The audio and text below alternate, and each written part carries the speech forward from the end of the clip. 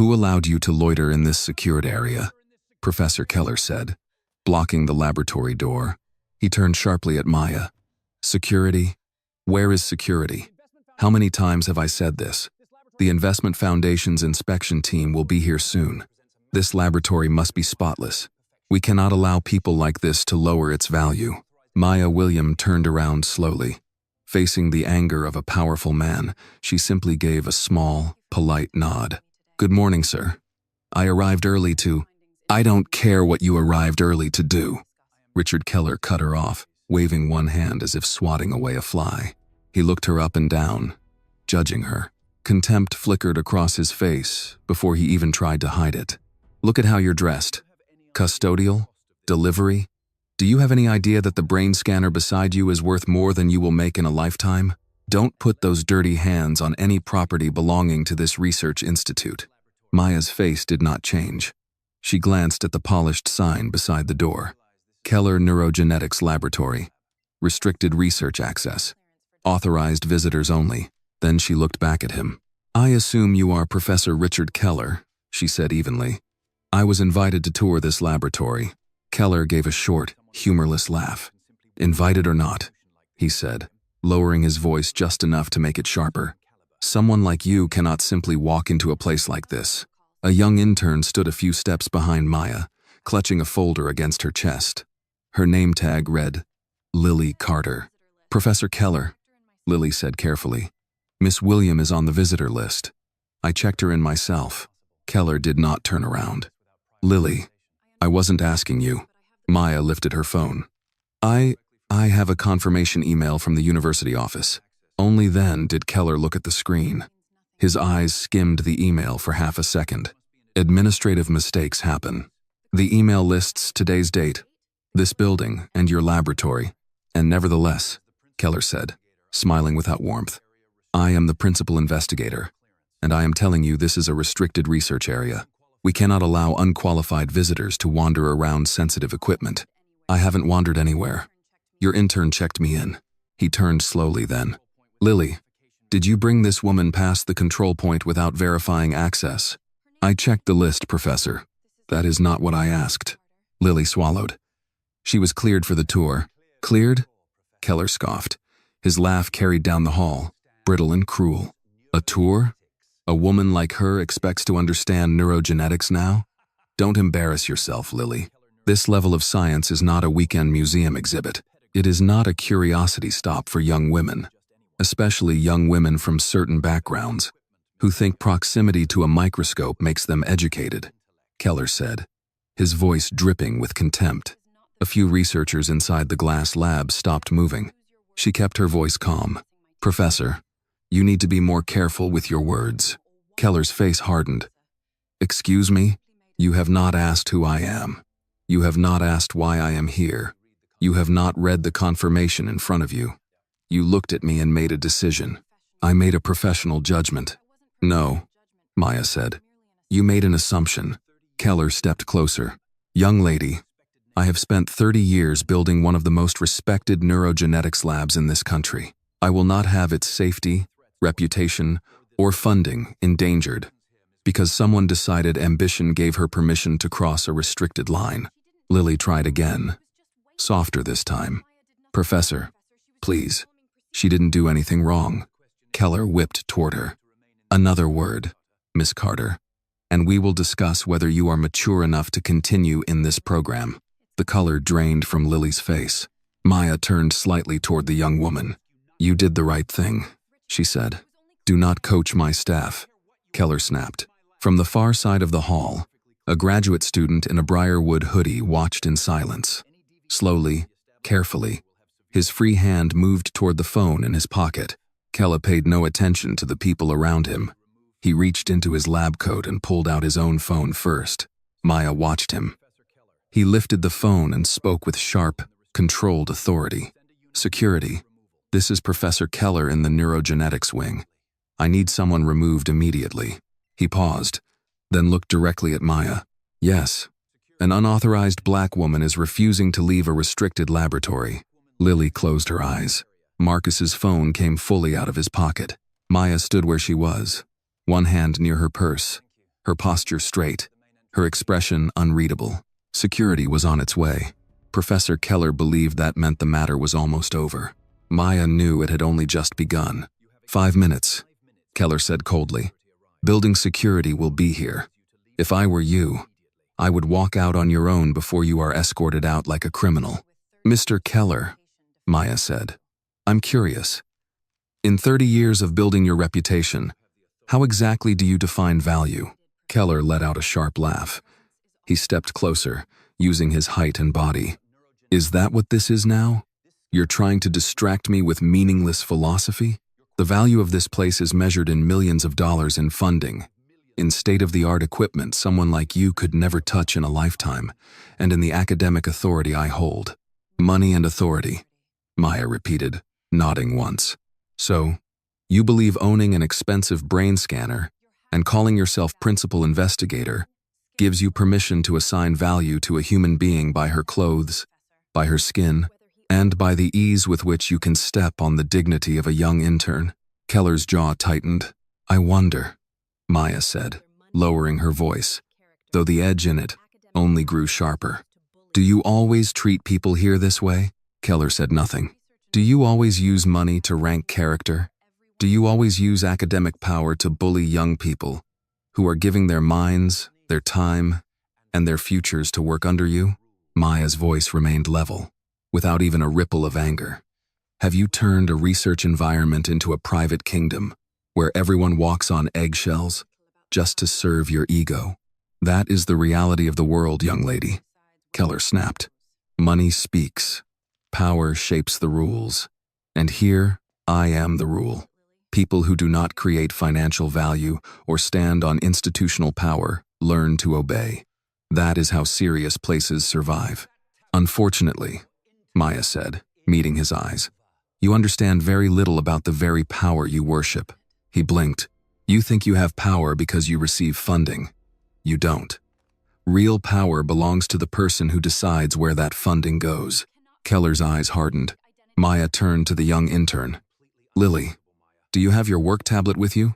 Yes, Lily stammered, clutching the folder tighter. Please open the official Briarwood Apex Investment Foundation website. Go to the section marked Executive Board and Budget Approval Directors. Lily, Keller barked so loudly that several researchers behind the glass flinched. Don't you dare. If you touch that tablet, I will sign your internship termination myself before lunch. Lily froze. Her fingers hovered near the pocket of her lab coat. Open it, Maya said. Her voice was not loud, but something in it made Lily slowly lower the folder onto the waiting bench beside the wall. The young woman pulled out an iPad with shaking hands. Professor Keller cannot fire you for carrying out a basic identity clarification request, Maya added. That is standard security procedure for any institution receiving restricted research funding. Keller swung toward Maya. You do not get to lecture me on procedure. No, Maya said. I get to evaluate whether you follow it. Lily's trembling fingers tapped the screen. The Briarwood Apex website loaded slowly under the hallway's institutional Wi-Fi. Keller moved toward her, one hand outstretched. Enough. This little performance is over. The elevator at the end of the corridor chimed, and 3 members of the university's senior security team stepped out. The man in front of his badge identified him as Captain Harris. Professor Keller, Harris said, walking briskly toward the group. His eyes moved from Keller to Maya, then to Lily, Marcus, and the glass wall of silent researchers. What seems to be the problem? This woman, Keller said immediately, pointing at Maya with a kind of angry triumph, is trespassing in a restricted research area. She refuses to leave. She is disrupting preparations for the Investment Foundation inspection, and she is interfering with laboratory operations. Remove her at once. Then his eyes cut toward Marcus. And that young man there. What exactly are you doing with that phone? Marcus did not lower it. I'm recording to preserve evidence, Captain. Captain Harris frowned. He had worked at Briarwood long enough to know Keller's reputation, but protocol still mattered, and Harris was careful with protocol. He turned to Maya. Ma'am, I'll need to see identification, or I'll have to ask you to come with us for verification. Maya did not hesitate. She opened her plain handbag and removed a slim black leather card holder with a gold magnetic clasp. It was not attached to a lanyard. Keller scoffed. "What is that supposed to be?" Maya did not answer. She stepped to the advanced scanner mounted beside the laboratory door and passed the card across the reader. Beep. The red light on the scanner shifted instantly to deep green. On the electronic display, large white letters appeared. Highest level access. Inspection. Exempt. Keller's smile died. Captain Harris straightened. Behind them, Lily looked down at the iPad. "Professor Keller," she whispered. This time, her voice trembled for a different reason. "You should see this." "What?" Keller snapped, snatching the tablet from her hand. On the screen was the latest announcement from the Briarwood Apex Investment Foundation, posted the night before. "Welcome Maya William, officially appointed chair of the Budget Review and Allocation Board. Miss William will directly oversee and hold final decision-making authority regarding the renewal, reduction, or termination of funding for high-level research projects at Briarwood University, beginning this quarter." Below the text was a professional photograph of Maya. Keller stared at the screen. His mouth opened, but nothing came out. Maya looked directly at him. "I came early not to tour, Mr. Keller. I came to see whether the $50 million our foundation puts into this institution every year is being used to nurture science and the talent suffering under you here, or whether it is being used to feed your uneducated arrogance." Keller finally found his voice. "Miss William, I had no idea." "That is exactly the problem," Maya said. "You had no idea who I was, so you showed me who you are. If this moment touched your heart, please like this video, comment where you are watching from, and subscribe to the channel for more powerful and inspiring stories." His face went pale beneath the hallway lights. Maya took one step closer. Not enough to threaten, only enough to make sure every word landed. "Professor Keller," she said slowly, each word clear and final. "The Foundation's inspection team is not arriving early." She paused. "I am the inspection team, and I regret to inform you that this laboratory of yours is nowhere near as clean as you think." For several seconds, nobody in the neurogenetics wing seemed to know what to do with the truth. Professor Richard Keller still held Lily's iPad in both hands, but he was no longer reading. His eyes were fixed on Maya's photograph beneath the Foundation announcement, as though the face on the screen had betrayed him personally. The same woman he had called unqualified. The same woman he had assumed was custodial staff, or a delivery worker. The same woman he had tried to throw out before the official inspection team arrived. Except there was no other inspection team. There was Maya William. Captain Harris took one step back from her, not out of fear, but out of professional recognition. "Miss William," he said carefully, "I apologize for the confusion." Maya looked at him. "Captain, you responded to a call. That is your job. The confusion did not begin with you." Harris understood exactly what she meant. He nodded once and turned toward Keller.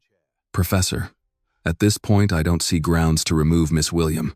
Keller's head snapped up. "You don't see grounds?" She was beyond a restricted access point. "She has highest level access. That card could have been issued by mistake." Harris's expression did not change, but his voice cooled. "The system does not issue inspection-exempt access by mistake, Professor." A faint sound passed through the hallway. Not laughter, not relief, something more fragile. The sound people make when power begins to crack, and they are not yet sure whether it is safe to breathe. Lily stood beside the bench, her hands empty now, as if the iPad had been taken from her along with the last of her fear. Her eyes moved from Keller to Maya with a mixture of shock and hope. Marcus kept recording. He had stopped trying to hide the phone. The lens was pointed straight down the hallway now, steady enough to catch Keller's pale face, the green access light on the scanner, and Maya standing calmly beneath the laboratory sign. Keller seemed to notice the phone again. "Turn that off," he said, but the command had lost its old weight. Marcus did not move. "No, sir." The hallway shifted at those two words. "No, sir." Simple, respectful, final. Keller stared at him. "Mr. Hill, you are making a serious mistake." Maya turned her head slightly. "No, Mr. Keller. He is preserving a record. There is a difference." Keller's lips tightened. He handed the tablet back to Lily with more force than necessary, as if the screen itself had insulted him. "Miss William," he said, changing his tone so quickly, it almost made the cruelty from moments earlier feel rehearsed. "I believe this has gotten off on the wrong foot." Maya looked at him for a long moment. "The wrong foot?" "Yes. Clearly, there was a misunderstanding regarding your arrival." "There was no misunderstanding regarding my arrival." Lily checked the list. "I showed you the email. My access badge cleared the scanner. The only thing you misunderstood was my value." Keller's face tightened again, but he forced a thin smile. "You must understand. We have strict standards here." "I do understand that. What I am trying to determine is whether your standards apply to everyone, or only to people you do not recognize as important." That sentence landed harder than a shout. Behind the glass, the woman at the computer slowly removed her hand from the mouse. A young technician set his sample rack down with painful care. Another researcher, older, white-haired, with bifocals low on his nose, looked at Keller and then looked away, as if remembering something he had chosen not to see for too long. Maya turned toward the lab door. "Captain Harris, please remain nearby. No one is to be removed from this hallway, unless there is an actual safety concern." "Yes, ma'am," Harris said. Keller's eyes flashed. "This is my laboratory." Maya looked back at him. "For now." The words were soft, but they struck the floor like a dropped blade. Keller inhaled sharply. "I would caution you against making decisions based on a moment of discomfort." "A moment?" Maya repeated. She took one slow step toward the glass wall and looked inside the lab. This was the place she had read about for months. The place consultants had praised. The place glossy reports had called one of America's leading centers for early Alzheimer's research. The place that was supposed to help families keep names, recipes, songs, and faces from disappearing into the fog. She had wanted to believe in it. She had wanted to bring Ethan here. She had pictured her son standing safely behind a yellow line, eyes wide behind oversized goggles, watching scientists work. She had imagined telling him that grief could become purpose, that the loss of his grandmother did not have to end in a cemetery, that sometimes love became funding, buildings, scholarships, microscopes, and second chances. But love also had to be careful where it placed its money.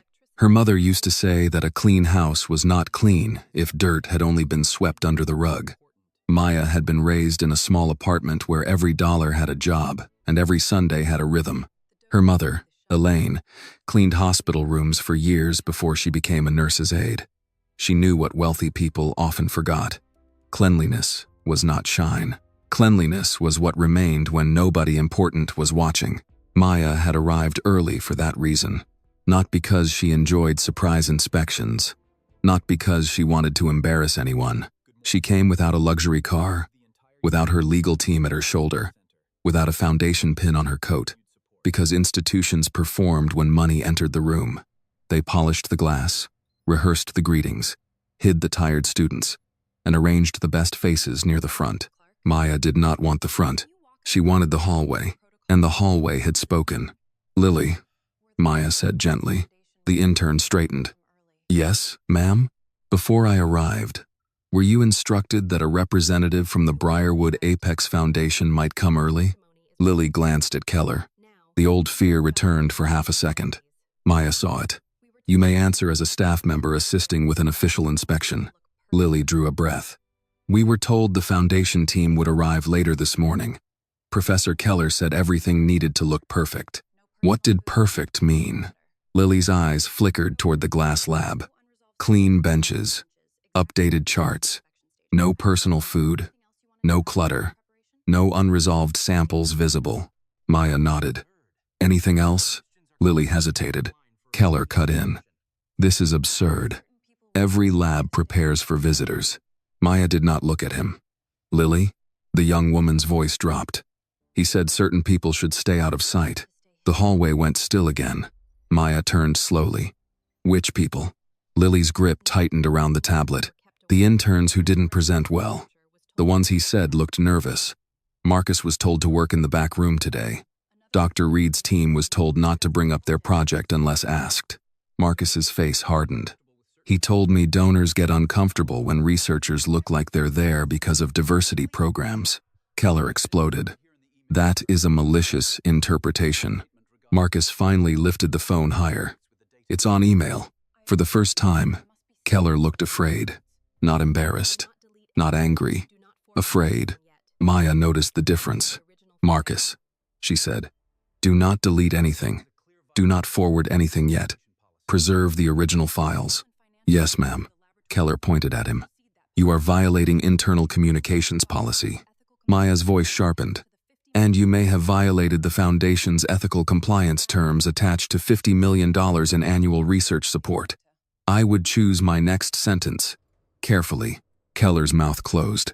At the end of the hallway, the elevator chimed again. This time, the doors opened to reveal a woman in a navy suit carrying a leather portfolio against her side. She stepped out with the quick, composed walk of someone who had crossed enough corporate lobbies to know when a room was already on fire. Her hair was pinned low. Her eyes went first to Maya, then to Keller, then to Captain Harris. Claire Bennett had arrived. Miss William, she said, slightly breathless but controlled. The documents are ready. Maya did not look away from Keller. Good, she said, because I think Professor Keller and I are finished discussing value in theory. Claire opened the portfolio. Keller stared at the papers like a man watching the ground split beneath his feet. Maya's voice remained calm, but there was no softness left in it now.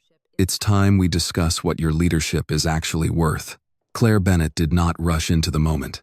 She had worked beside Maya long enough to know that the most dangerous decisions were often delivered in the quietest tone. She opened the leather portfolio, removed a stack of documents clipped with a silver binder, and handed the first page to Maya without a word. Professor Keller stared at the paper as if it were a weapon. Maya did not take it immediately. Instead, she looked through the glass wall of the laboratory at the people standing behind it. Young researchers, technicians, graduate students, people whose lives were tied to equipment, funding cycles, recommendation letters, and the approval of the man now shrinking in front of them. She saw Lily's pale face. She saw Marcus's steady phone. She saw Dr. Naomi Reed standing near the far whiteboard, with a pen still caught between her fingers, watching as if she did not yet trust what was happening. Claire, Maya said, confirm the current funding structure. Claire turned slightly so her voice carried down the hallway. Briarwood Apex Investment Foundation currently provides $50 million per year in institutional research support to Briarwood University's advanced biomedical programs. Keller Neurogenetics Laboratory is listed as one of the primary recipients under the Alzheimer's Early Detection Initiative. Professor Richard Keller is named as proposed lead recipient for the upcoming 5-year Neuromemory Expansion Grant. Keller found his voice. Proposed, he said quickly. Exactly. Nothing has been signed. Nothing gives you the right to walk in here and threaten my laboratory. Maya finally accepted the document from Claire. No, Mr. Keller. Your conduct gives me the responsibility to review it. He laughed once, too loudly. My conduct? I protected a restricted lab from an unidentified visitor. An unidentified visitor. You refuse to identify. That is not fair. Maya looked at him carefully. Justice does not become unfair because it finally reaches someone powerful. The sentence seemed to pass through the hallway like a cold current. Captain Harris lowered his eyes for a moment, not in shame exactly, but in recognition. Lily inhaled sharply. Marcus kept recording, but his expression changed. It was the expression of a man hearing words he wished someone had said years earlier. Keller's mouth tightened. You are letting emotion cloud an investment decision. No, Maya said. I am letting evidence clarify one. She turned to Lily. Miss Carter, earlier you said Dr. Reed's team was told not to bring up their project unless asked. Is that correct? Lily glanced at Keller again. This time, fear rose in her face, but it did not win. Yes, ma'am. Why? Lily hesitated. Professor Keller said their work wasn't ready for donors. Keller snapped. Because it isn't. A woman behind the glass moved then. Dr. Naomi Reed stepped toward the laboratory door. She was in her early 30s, slim, with tired eyes and hair pulled into a low bun that had started to loosen at the edges. Her lab coat was clean but not new. The pen in her hand had left a small blue mark across her thumb. She pressed the exit button and stepped into the hallway with the careful dignity of someone who had spent years making herself smaller in rooms that demanded it. "With respect, Professor," Naomi said. "Our data passed internal review 6 weeks ago." Keller turned on her. "Dr. Reed, this does not concern you.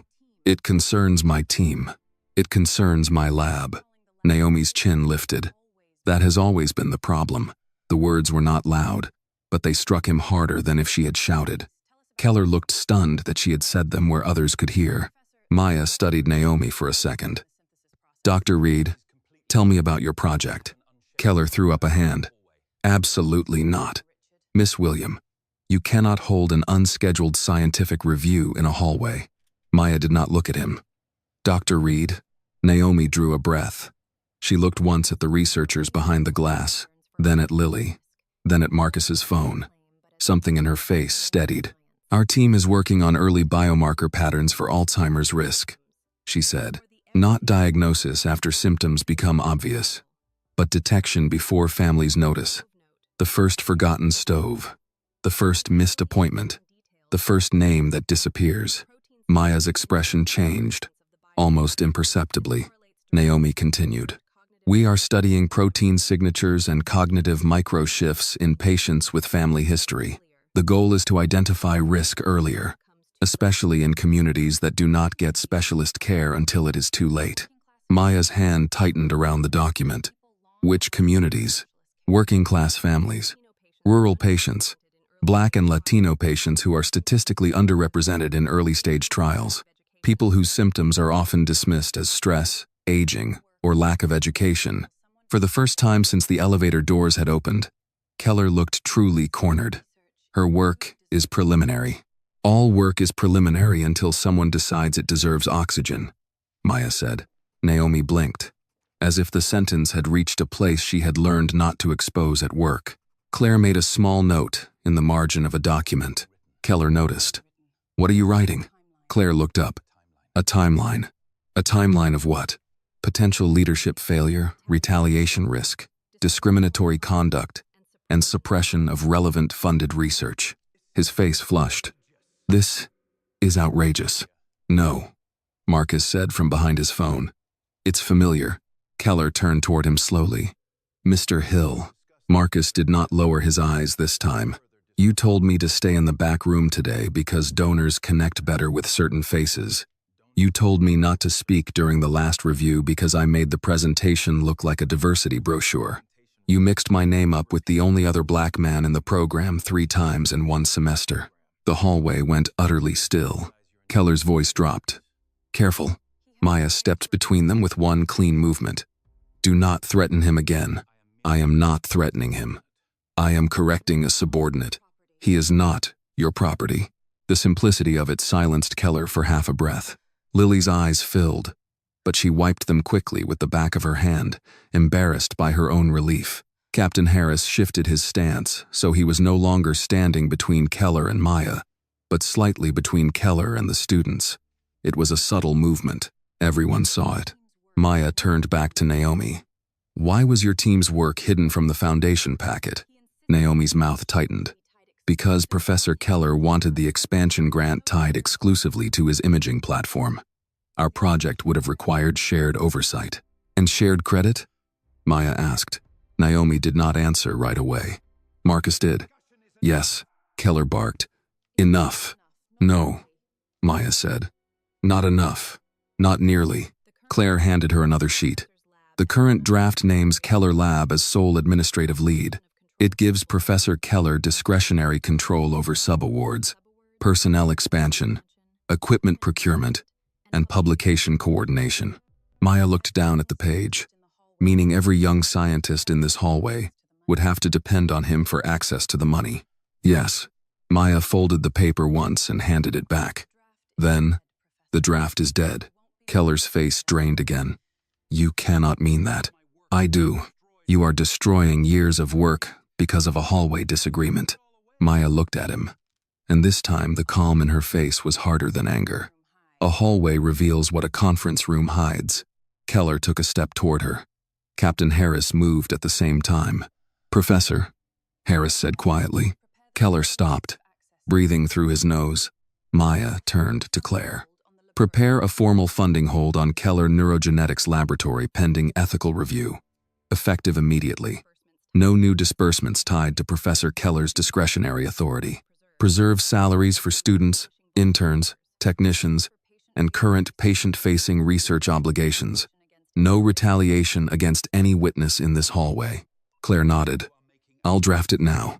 Keller looked from Claire to Maya. "You are making a catastrophic mistake." Maya's eyes moved once more to the lab behind him, to the machines, the whiteboards, the people, the dream that had brought her son to breakfast with a notebook full of brains and hope. "No," she said. "The mistake would have been writing you a check before I saw how you treat people when you think they have none." For the first time, nobody in the hallway looked away. The formal hold did not make a sound, but everyone in the hallway felt it land. Professor Keller stood beneath the polished sign bearing his own name. Yet for the first time that morning, the name seemed less like a crown and more like evidence. Keller Neurogenetics Laboratory. Restricted research access. Authorized visitors only. He had spent decades making sure people understood what those words meant when he said them. Now, Maya William was standing in front of him, redefining every one. Claire Bennett stepped aside with her phone already in her hand, speaking in a low, precise voice to someone in the Foundation's legal office. "Yes. Effective immediately. Funding hold tied to discretionary authority. Student and patient-facing obligations protected. I'll send the written notice within 5 minutes." Keller stared at her as if the call itself were an act of vandalism. "You are freezing the lab over a misunderstanding." Maya turned slowly. "You keep using that word, because that is what this is." "No," she said. "A misunderstanding is when someone takes the wrong elevator. A misunderstanding is when a badge prints with the wrong room number. You looked at me, refused to read my confirmation, threatened your intern, called security, and described me as an unauthorized black woman before verifying the most basic facts. That was not confusion. That was character under pressure." Keller's face tightened, but the confidence had begun leaking from him in small, visible ways. His shoulders were still square, his chin still lifted, but his fingers kept flexing at his side, as if reaching for authority he could no longer feel. From inside the glass lab, more researchers had drifted closer. No one crossed the threshold yet. They watched as people watch a storm from behind a window, grateful for the glass and ashamed of needing it. Dr. Naomi Reed remained in the hallway, her blue-marked thumb pressed against her pen. Lily Carter stood near the bench, still pale but no longer shrinking. Marcus Hill's phone stayed raised. Captain Harris kept his place, quiet and alert. Keller looked toward Harris. "Captain, surely you understand the danger here. This is a restricted biomedical environment.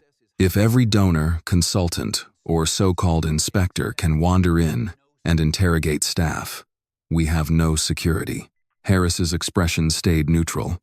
Miss Williams' access cleared at the highest level. "She ambushed me." Maya almost smiled, but there was no humor in it. "I arrived through the front entrance, checked in under my own name, wore the badge your university issued me, and waited for a tour that your intern had been assigned to provide. If truth feels like an ambush, Professor, that says more about what you were hiding than how I entered." A murmur ran through the researchers behind the glass. Keller heard it. His head turned sharply, and the murmur died. That small reaction told Maya more than another hour of interviews could have. The room did not fall silent out of respect. It fell silent from training. She looked at Claire. "Add staff climate review." Claire nodded without looking up. "Already noted." Keller stepped forward. "You cannot walk into a functioning lab and destabilize my team." "Your team?" Naomi said quietly. Keller looked at her as if he had forgotten she was still there. Naomi's voice grew steadier. "They are not your possessions, Richard." For a moment, the use of his first name seemed to strike him harder than the funding hold. "Dr. Reed, you are dangerously close to insubordination." "No," Marcus said. "She's dangerously close to being honest." Lily let out a breath that sounded almost like a laugh, but it broke before it became one. Keller swung toward Marcus. I know you think this is your moment, Mr. Hill, but when this spectacle is over, you will still need a committee. You will still need signatures. You will still need someone with a reputation to stand behind your work. Maya stepped in before Marcus could answer. Her voice was calm, but it carried all the way to the far end of the hall. And that is precisely why no ethical funding structure should leave a student's future in the hands of one man's ego. Claire looked up from her phone. The legal office confirms we can initiate a protective clause for all student researchers listed under current foundation-supported projects. Keller's eyes widened. Protective clause? Maya nodded. No change in stipend. No removal from projects. No negative letters. No stalled signatures. No retaliatory authorship changes. No sudden concerns about professionalism that appear after today. Marcus lowered the phone just an inch, as if the weight of those words had reached his arm. Lily whispered, "Can they do that?" Claire answered her. "Not Keller." "Yes. And if the university wants continued eligibility for foundation support, they will comply." Lily pressed her lips together. Her eyes filled again, but this time, she did not hide it fast enough. Keller saw the emotion and seized on it. This is exactly the problem. Sentimentality. None of you understand what excellence demands. Science is not a support group. It is not a charity. It is not about making every frightened student feel special. Naomi stared at him. "No, it is about truth. It is about results." Keller snapped. "And how many results did you bury because they didn't carry your name first?" she asked.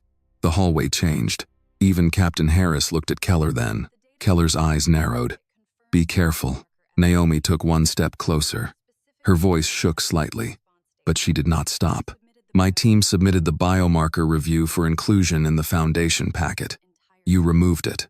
You said the donors needed a clean story, and a project led by a young woman without your publication history would complicate the narrative. That is a lie. It's in the revision history," Marcus said. Claire's head lifted. "Where?" Marcus looked through the glass at his workstation, then back at Maya. "Shared drive. Presentation folder. There are versions with Dr. Reed's section included, then versions after Keller removed it. Comments are still there if nobody wiped them this morning." Keller's face turned a flat, dangerous red. "You accessed files outside your authorization?"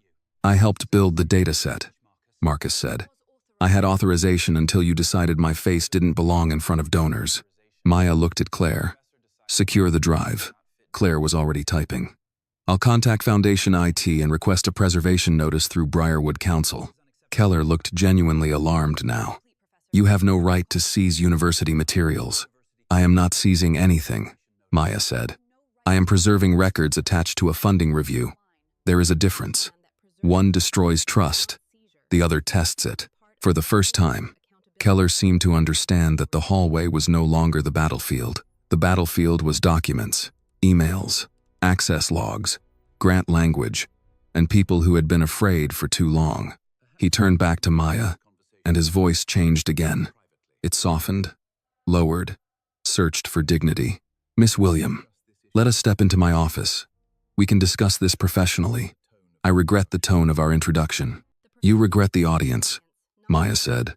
His mouth shut. She continued. "Had Marcus not recorded, had Lily not spoken, had my badge not cleared that scanner, you would have let security walk me out. Then you would have welcomed the foundation team with coffee, polished data, and a smile." Keller did not answer. Maya glanced toward the lab. How many times has this happened when no one in the hallway had the authority to stop it? No one spoke at first. Then Lily raised her hand slightly, like a student in a classroom who still needed permission to exist. Maya softened. "You don't have to raise your hand, Lily." The young intern swallowed. "Last month, a high school group came through, mostly kids from Roxbury and Dorchester. Professor Keller told us to keep them in the lobby because the lab wasn't a playground." Keller exploded. "That was a safety decision." Lily shook her head, tears sliding now. "One girl asked if she could be a neuroscientist. You said, maybe start with passing chemistry. She was 14. The words hung there. Marcus added quietly. She cried in the elevator. Naomi closed her eyes. Maya's face did not break, but her eyes changed. Somewhere in her mind, Ethan stood at the kitchen table with syrup on his plate and a pencil in his hand, asking if someone like him could see a real brain lab one day. She turned to Captain Harris. "Please ask the University Ombuds Office and Research Compliance Officer to come here immediately." Harris nodded. "Yes, ma'am." Keller shook his head slowly. "You are turning a laboratory into a courtroom." "No," Maya said. "You turned it into a kingdom. I am turning the lights on." Claire stepped beside Maya and handed her the first formal notice, freshly generated from her tablet and printed from a small mobile unit in her bag. Keller stared at the document as though it had appeared from thin air. Maya accepted the page, read the first lines, then looked at him. "Professor Richard Keller, as of this moment, your laboratory's discretionary eligibility under the Briarwood Apex Foundation review is suspended pending investigation into leadership ethics, discriminatory conduct, suppression of funded research, and retaliation risk." Keller's lips parted. Maya continued, her voice steady enough to be remembered by everyone there. "You built a room full of brilliant people and taught them to be afraid of the man at the door. That ends today." No one applauded. No one cheered. But behind the glass, one by one, the researchers stopped pretending to work. They turned fully toward the hallway. And this time, they did not look away. The notice in Maya's hand changed the shape of the hallway. A moment earlier, it had been Keller's hallway.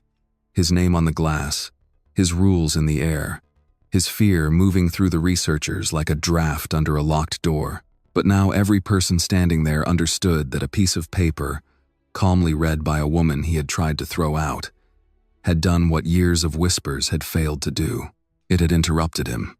Professor Keller looked at the formal notice, then at Claire Bennett, then at Maya, as if searching for a crack in the procedure. He found none. "You cannot expect me to continue this conversation in front of students," he said at last. Maya folded the notice once. "I don't expect you to perform. I expect you to answer. This is not due process.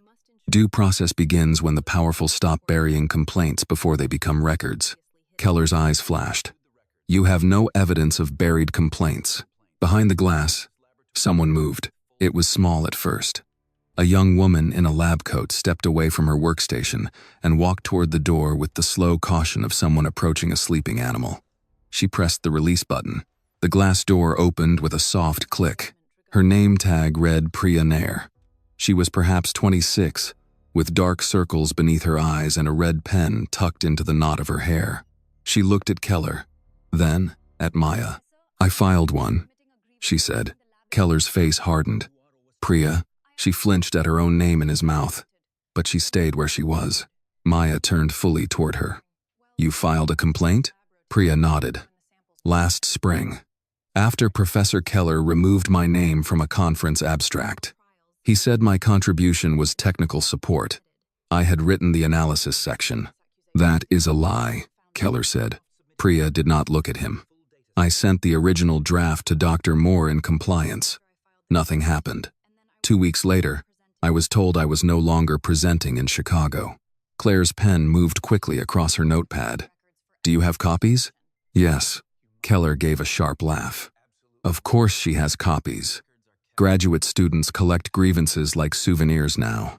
Marcus spoke from behind his phone. "We collect records because nobody believes us without them." Another door opened inside the lab. This time, an older technician stepped out. He was in his 60s, with a gray mustache and reading glasses hanging from a cord around his neck. His hands were broad and clean, the hands of a man who had handled delicate equipment for decades and still trusted habit more than automation. "My name is Walter Briggs," he said. "I've been a lab technician at Briarwood for 31 years. Maya inclined her head. "Mr. Briggs." He nodded back with old-fashioned courtesy. "Ma'am," that single word, spoken without fear or flattery, carried more dignity than all of Keller's titles. Walter looked at Keller. "You told me not to let the high school students pass the imaging room last month. Said they'd ask too many basic questions and make the place look unserious." Keller's mouth thinned. "Walter, I have always respected your service here." Walter's eyes did not move. "No, sir. You respected that I kept quiet. The hallway absorbed the sentence. Captain Harris shifted again, his gaze moving from witness to witness. He had arrived to remove a supposed trespasser. Now he was standing in the middle of a reckoning. Maya felt the weight of it and chose her next words carefully. No one is required to speak right now. No one should feel pressured to give a statement in a hallway. But if you have records, preserve them. If you have witnesses, write down names. If you fear retaliation, tell Claire before you tell anyone else. Claire glanced up. The Foundation can provide an independent reporting channel by close of business today. Keller's composure cracked. This is outrageous. You are inviting insubordination. No, Maya said. I am inviting documentation. A murmur moved through the researchers. Stronger this time. Not rebellion. Not yet. But recognition. Keller seemed to sense the ground slipping.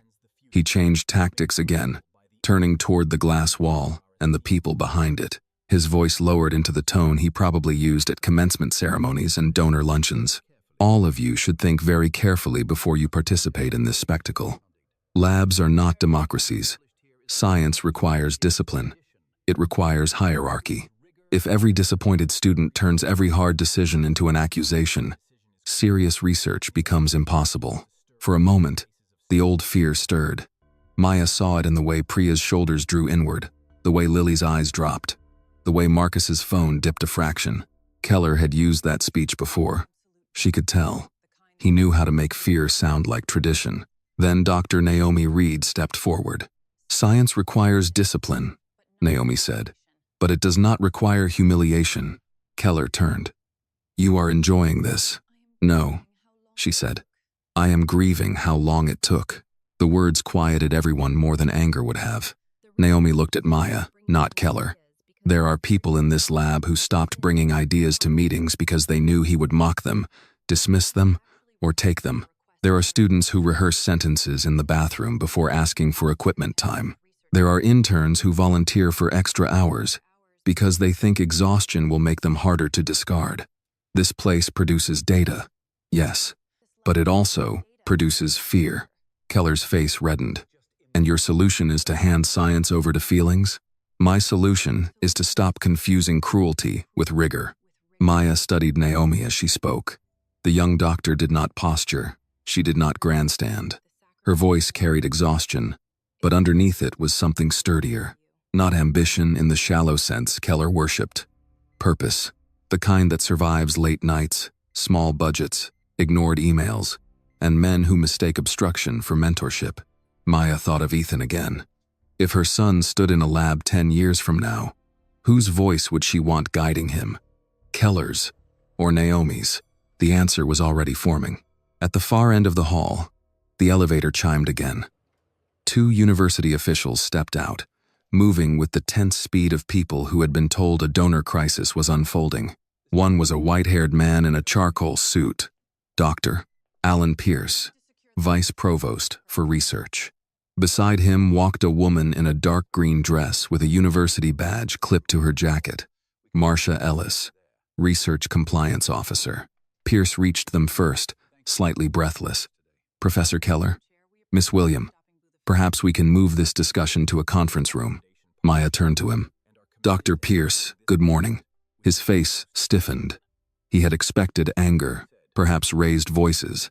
Maya's calm unsettled him more. Good morning, he said carefully. We value the Foundation's partnership deeply, and I'm sure whatever occurred here can be handled with discretion. Keller seized on the word. Exactly. Discretion. Maya looked from Pierce to Marcia Ellis. Discretion is appropriate for sensitive research data. It is not appropriate for hiding misconduct. Pierce's mouth opened, but Marcia spoke first. Miss William, I'm prepared to receive statements and preserve relevant records. Pierce glanced at her, irritated. Marcia, she did not look at him. That is my office's role. For the first time that morning, Maya felt something like respect for the institution trying to rise from beneath its own fear. Keller saw it too, and panic moved across his face. This is absurd.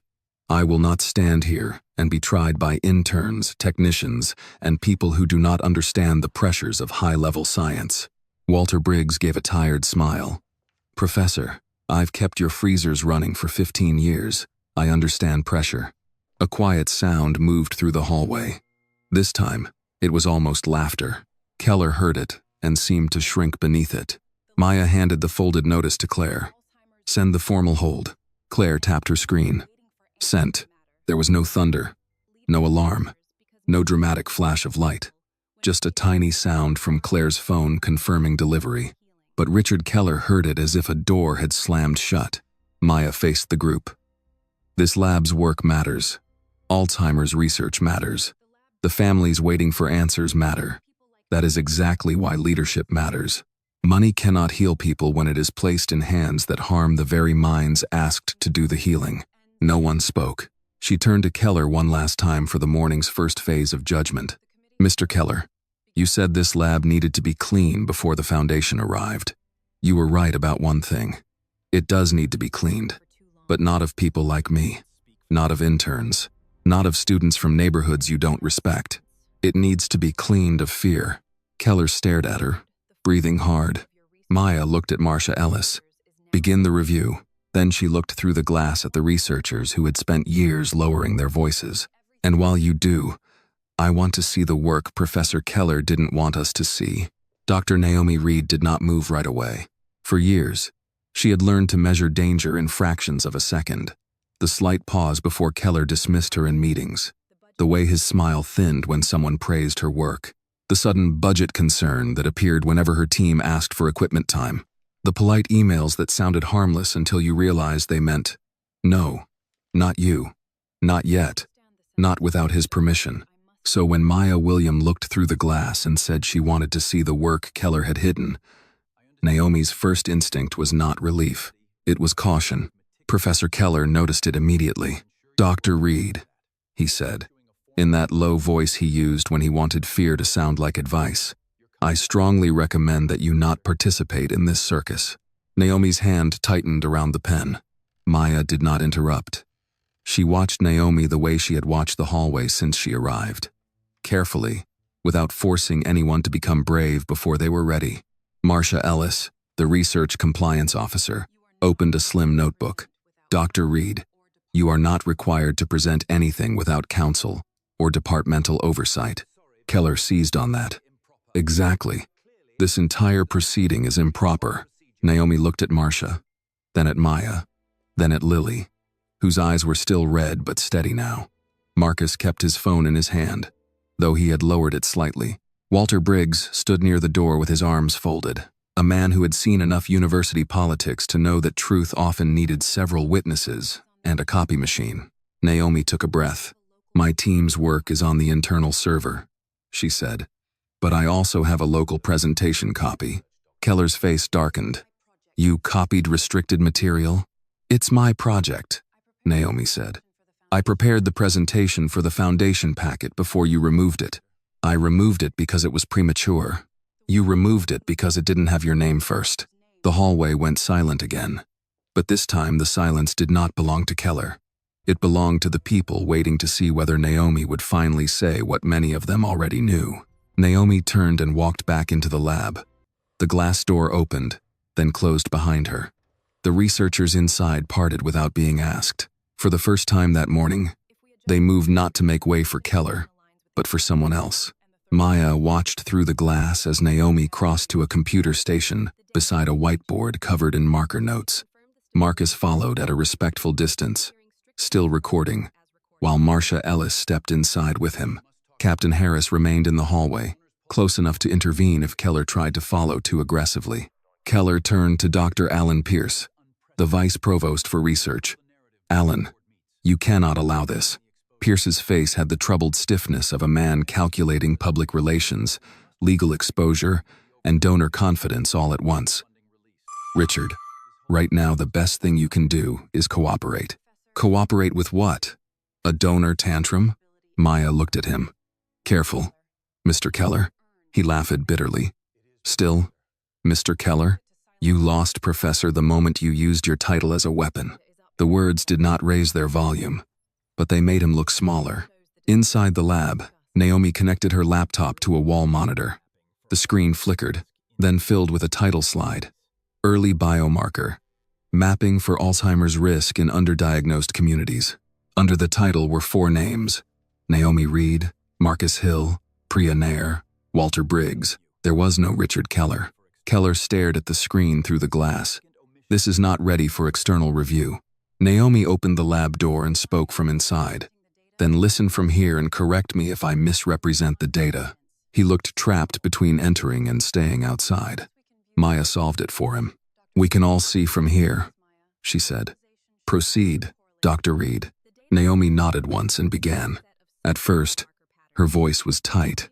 She explained that her team had been tracking subtle biomarker patterns associated with early cognitive decline, focusing not on wealthy patients who could afford specialist evaluations, but on families who often came to medical attention too late.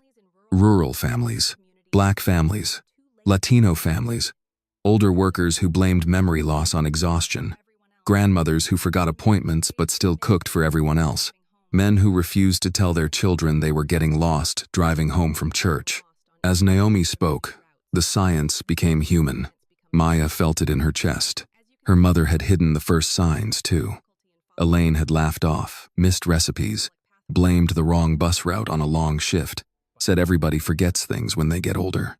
By the time the family understood, the illness had already taken too much ground. Naomi changed slides.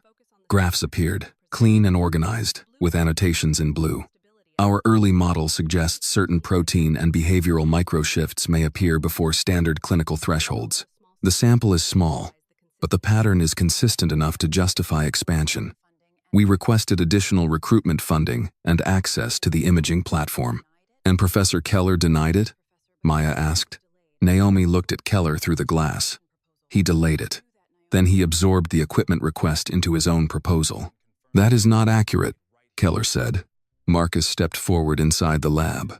I have the revision timeline. Keller's eyes cut to him. Of course you do. Marcus did not react. Slide 12. Naomi clicked.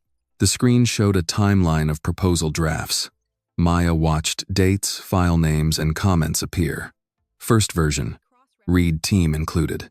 Second version, Reed team included as subaward. Third version, Keller, edits. Fourth version, Reed data removed. Comment bubble from Richard Keller.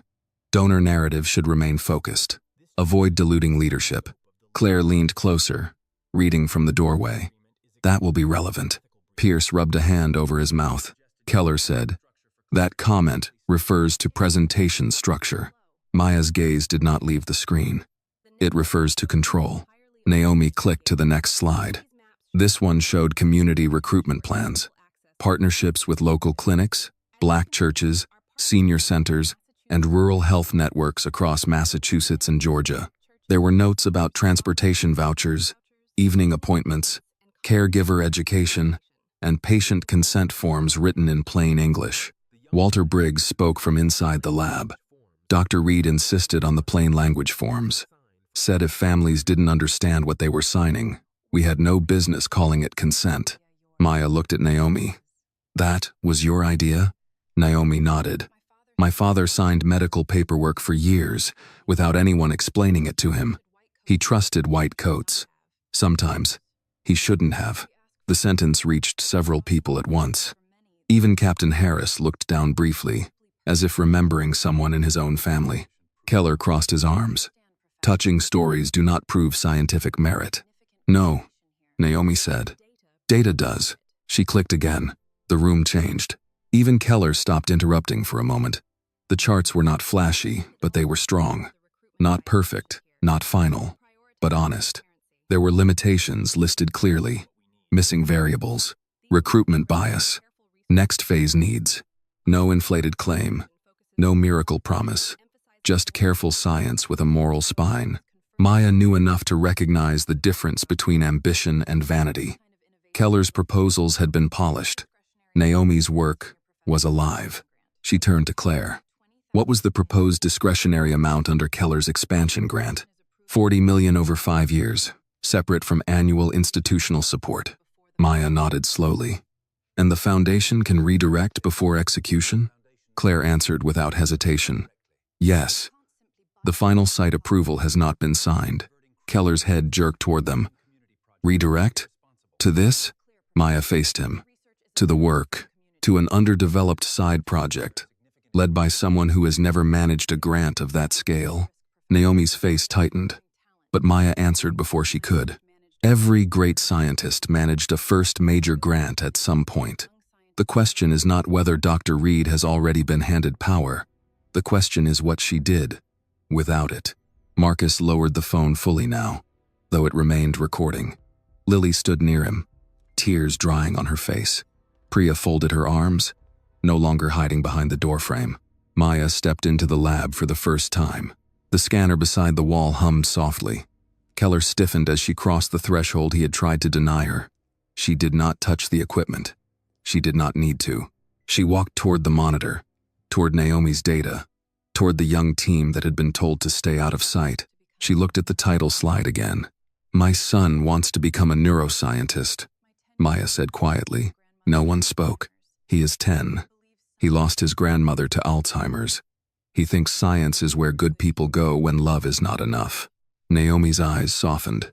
Maya turned back to Keller. "I came here this morning hoping to find a lab worthy of that belief." Keller's face was rigid. Maya looked at the screen, then at Naomi, Marcus, Lily, Priya, and Walter. "I am beginning to think I did." Keller's eyes narrowed. "You cannot possibly mean them." Maya's answer came without hesitation. "I mean exactly them. I mean exactly them." Maya's words settled over the laboratory like a verdict no one had expected and no one could easily dismiss. Professor Keller stared at her from the hallway, his face caught between disbelief and insult. For 30 years, he had built a career on the assumption that rooms obeyed him because they needed him. Grants needed his name. Students needed his signature. Administrators needed his reputation. Donors needed his polish. The entire structure, in his mind, leaned toward him. Now a 30-year-old black woman in worn flats had stepped into his lab, looked past him, and found the future standing in the people he had pushed to the edges. "You're being reckless," Keller said. "You are letting a staged emotional performance blind you to the realities of research leadership." Maya turned from the monitor slowly. "No, Mr. Keller, I am watching leadership happen in front of me," he scoffed. "Leadership? A small team with a preliminary data set and a sentimental mission statement?" Naomi Reed's shoulders stiffened, but she did not look away. Maya stepped closer to the screen, showing Naomi's title slide. "A sentimental mission statement does not build clean data. It does not create plain language consent forms. It does not account for underdiagnosed communities most prestige labs ignore because they are harder to recruit, harder to transport, and less impressive to photograph at donor events." Claire Bennett stood near the lab door, reviewing the documents on her tablet. The Foundation's review criteria include scientific merit, ethical design, community access, leadership structure, and responsible use of funds. Dr. Reed's project appears aligned with at least 4 of those 5 on first review, Keller snapped. "On first review? This is absurd. This is not how serious funding decisions are made." Maya looked at him. "No final funding decision is being made in this minute, but a leadership disqualification already has been." His face reddened. "You are destroying my work." "No, I am refusing to let your ego hold other people's work hostage." The young technician, Priya Nair, lowered her eyes, but this time not in fear. It was the look of someone trying not to show too much relief too soon. Walter Briggs folded his arms and nodded once, almost to himself. Marcus remained by the monitor, phone still recording. Though the longer the moment continued, the less it looked like a weapon and the more it looked like a witness. Vice Provost Alan Pierce cleared his throat. "Miss William, I think we should pause before discussing any redirection of funds. The university would need to review administrative feasibility, departmental oversight, risk exposure." Maya cut in gently, but firmly. "Dr. Pierce, the Foundation has been reviewing feasibility for months. What we had not reviewed was character under ordinary pressure." Pierce blinked. She continued. "Everyone behaves well at a donor breakfast. Everyone smiles when the photographer is present. The question is what happens at a side door before the room is polished, When a woman without a title on her badge asks to enter, no one answered, because no one needed to. Keller turned toward Pierce, desperation beginning to roughen the edges of his voice. Alan, this is madness. You know my record. You know the papers, the citations, the conferences, the clinical partnerships. This university cannot let one uncomfortable incident threaten a nationally recognized program. Marcia Ellis, the compliance officer, looked up from her notes. Professor Keller, this is no longer one incident. He swung toward her. You are taking their word over mine? I am taking notes, Marcia said evenly. Something this office should have done more carefully before. That was the first sentence that truly frightened him. Keller's mouth opened, then closed. In that brief silence, Maya saw the old machinery behind his eyes. Calculate, deny, minimize, reframe, find a weaker person to blame. His gaze landed on Lily. This started because an intern failed to follow proper clearance, he said. Lily went very still. The hallway seemed to lose warmth. Maya turned her head toward him so slowly that Keller should have known to stop. He did not. If Miss Carter had done her job, Keller continued, none of this would have escalated. She brought an unknown visitor into a restricted wing, failed to alert senior staff, and created a chain of confusion that— Stop, Maya said. One word. No raised voice. No anger on the surface. But Keller stopped. Maya stepped between him and Lily again. You will not survive this by feeding a 22-year-old intern to the consequences of your prejudice. Keller's lips tightened. I am explaining procedure. No. You are reaching for the nearest powerless person because that habit has worked for you before. Lily's breathing had gone shallow. Her fingers twisted together at her waist. Maya looked at her, softening just enough. Lily, did you follow the visitor list? Yes, ma'am. Did you issue me a badge through the approved check-in system? Yes. Did I cross any access point without staff escort? No. Did I refuse any safety instruction? No. Then stand up straight. Lily blinked. Maya repeated, quieter. Stand up straight. You did your job. For a second, Lily looked like a child who had forgotten what posture felt like without fear. Then she lifted her chin. It was a small movement, but in that lab it felt like a door opening. Keller looked away first. Marcus lowered his phone slightly and said, Professor Keller has blamed interns before. Keller's eyes snapped back. Mr. Hill, Marcus did not stop. When Dr. Reed's freezer access request was delayed, he said Lily lost the paperwork. She didn't. When Priya's abstract got changed, he said admin formatting caused the name issue. It didn't. When my presentation slot disappeared, he said the schedule was full. It wasn't. Claire looked at Marcia. We will need a preservation order for administrative emails, calendar edits, access logs, draft histories, and internal complaint records. Marcia nodded. I'll initiate one. Pierce looked increasingly uncomfortable. Marcia, perhaps we should coordinate through general counsel first. With respect, Dr. Pierce, Marcia said. If we wait, records can disappear. Keller laughed, but it sounded wrong now. You people are acting as though I run some criminal enterprise. Walter Briggs spoke softly. No, Professor. Just a scared one. Keller turned on him. What does that mean? Walter took off his reading glasses and cleaned them with the edge of his lab coat. It means everybody here learned what to hide from you. Bad results, better ideas, family emergencies, second jobs, pregnancy plans, medical appointments, questions, especially questions. Naomi looked down. Priya whispered. He told me not to mention my mother's chemo schedule, because donors don't like hearing about personal problems. Maya's eyes closed for half a second. For Kanjia Tren 45. For anyone who had cared for a sick parent. For anyone who had worked through grief because rent did not pause for heartbreak. That sentence would have been enough to reveal the whole building. When Maya opened her eyes, she looked at Keller not with rage, but with something colder. You built a lab where human weakness was treated as contamination, she said. And yet, you claim to study a disease that destroys families. Keller's voice dropped. You do not understand what excellence costs. Maya answered. I know exactly what excellence costs. I paid for mine with scholarships, secondhand shoes, and nights studying beside a hospital bed. while my mother forgot my name. Do not lecture me about cost. No one moved. Even Keller seemed stunned into silence. Maya turned to Naomi. Dr. Reed, if your project were properly funded, what would you need first? Naomi hesitated, not because she did not know, but because no one had ever asked her that question without already preparing to say no. Protected staff time, she said. Community recruitment support. Access to the imaging platform without having to petition Keller's office every week. A data manager. Transportation funds for patients. And enough independence to publish results honestly, even if they don't make anyone look heroic. Maya nodded. Claire? Claire was already typing. Noted. Keller's voice returned, thin and sharp. You cannot hand over millions of dollars because someone gave a decent hallway speech. Maya looked at him. I'm not handing over millions today.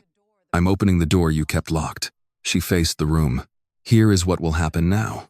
Dr. Reed's project will receive an emergency independent review from the Foundation. Not through Professor Keller. Not through his office. The review will include scientific merit, budget needs, ethics, and leadership readiness. Every student and staff member who participates will be protected from retaliation. If the work is as strong as it appears, the Foundation will consider redirecting the Neuromemory Expansion Grant under new leadership. The lab absorbed every word. Naomi's eyes filled, though she fought it. Marcus looked at the floor. Lily covered her mouth. Priya simply stared, as if hope itself had become suspicious from lack of use. Keller whispered, You'll regret this. Maya heard him clearly. She turned back. No, Mr. Keller. I would have regretted ignoring it. Outside the lab windows, the Boston morning moved on. Students crossed the campus with backpacks and coffee. Leaves blew along the brick walkways. Somewhere, a bell marked the hour like nothing had changed. But inside Keller Neurogenetics Laboratory, everything had. For the first time in years, the people in the room were not waiting for Richard Keller to tell them what they were worth. By the time the first university council arrived, the hallway no longer looked like a crisis. It looked like a room finally learning to speak. A folding table had been pulled near the entrance of the lab. Claire Bennett sat at one end with her laptop open, a secure document portal glowing on the screen. Marcia Ellis stood beside her, taking names carefully, not rushing anyone, not making promises she could not keep. Captain Harris remained near the door, arms relaxed, but watchful. He had sent one of his officers to stand by the elevators, not to keep people in, but to keep curious administrators and passing students from turning a reckoning into gossip. Professor Keller had retreated to the edge of the hallway near his office door. He had not been asked to leave yet. That seemed to anger him more than being escorted out would have. A man used to commanding rooms often suffers most when a room simply stops revolving around him. Maya stood inside the lab now, near Naomi's monitor. She had taken off her coat and folded it over one arm.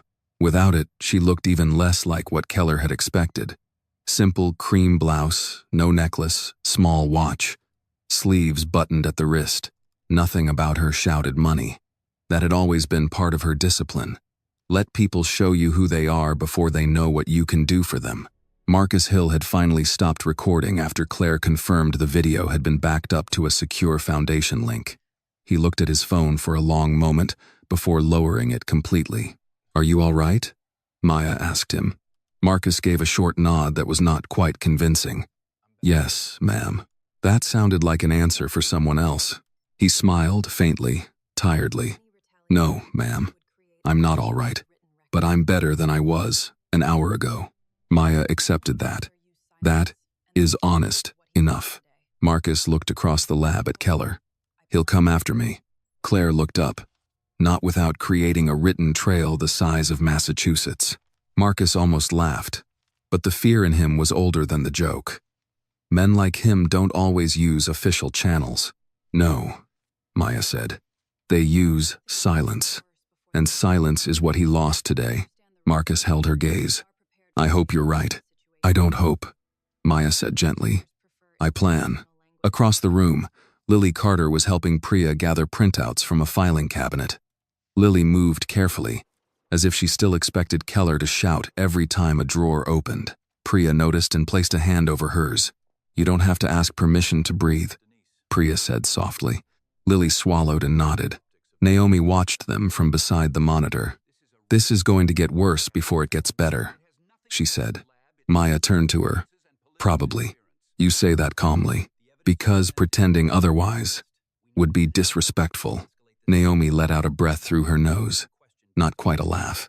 Most donors prefer inspirational language. I'm not most donors. No, Naomi said. I noticed. The corner of Maya's mouth lifted. For a few moments, the lab returned to small sounds. Printers warming, keys clicking, paper sliding from folders. The hum of the scanner. Outside the windows, Boston looked clean and old under the late morning light. Red leaves brushed against the glass whenever the wind rose, bright as small flames. Then Keller moved. He crossed the hallway toward Dr. Alan Pierce, who had been speaking quietly with university counsel, a woman named Denise Avery. Keller did not whisper. He wanted to be overheard, but not directly challenged. Alan, you understand what is happening here. This is a reputational disaster created by people with personal grievances. If we allow an emotional donor to redirect a major grant under pressure, the entire research faculty will see it as political interference. Maya did not turn. She let him speak. Pierce looked exhausted already.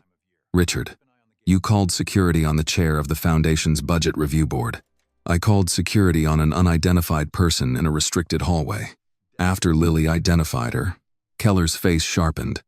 Lily is an intern. The sentence carried more truth than Keller intended. To him, Lily was not a person who could verify facts. She was too young, too low-ranking, too easily erased. Maya finally looked over. Repeat that, Mr. Keller. He stiffened. I said she is an intern. Yes, Maya said. And your assumption is that her word weighs less than your prejudice. That is not what I said. It is what you practice. Denise Avery, University Counsel, stepped forward. Miss William, perhaps it would be best if all further statements were made in a formal setting. Maya turned to her. Counselor, formal settings are useful when people enter them with clean hands. Today, I am making sure the hands are visible first. Denise's expression remained professional, but she did not argue. Marcia Ellis approached with her notebook. Miss William, I have initial witness names and 3 requests for confidential reporting. Good, Maya said. Make sure the reporting channel is independent of Professor Keller's department. It will be. Keller laughed bitterly. So now I am guilty because scared students found an opportunity. Walter Briggs looked up from the printer. No, Professor. You're in trouble because brave students found one. That stopped him. Maya looked at Walter with quiet gratitude. Men like Walter mattered to her. Older workers who had seen institutions at their best and worst. People who knew where every freezer key was kept, which elevator stuck in winter, which dean smiled while cutting budgets, which student had not eaten lunch. In many places, people like Walter were the memory of the building. Keller had mistaken him for furniture. Mr. Briggs, Maya said, how long have you been responsible for maintaining the imaging equipment? 15 years for this lab, 31 at Briarwood. And do you believe Dr. Reed's team can responsibly use the platform if granted scheduled access? Walter looked toward Naomi. Yes, ma'am. They already do when they're allowed. Careful group. They clean up after themselves. They log errors. They don't hide bad runs. Naomi's eyes lowered, touched by the old man's plain defense. Keller snapped. Walter is not qualified to evaluate scientific leadership. Walter shrugged. Maybe not, but I know who leaves a mess. A quiet, dangerous amusement moved through the lab. Maya turned back to Claire.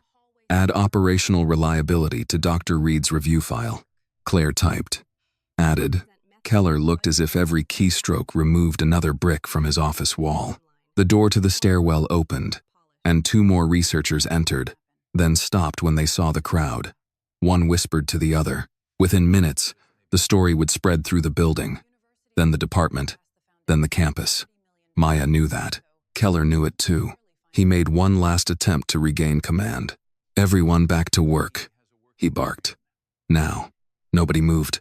The silence that followed was not fear this time. It was refusal.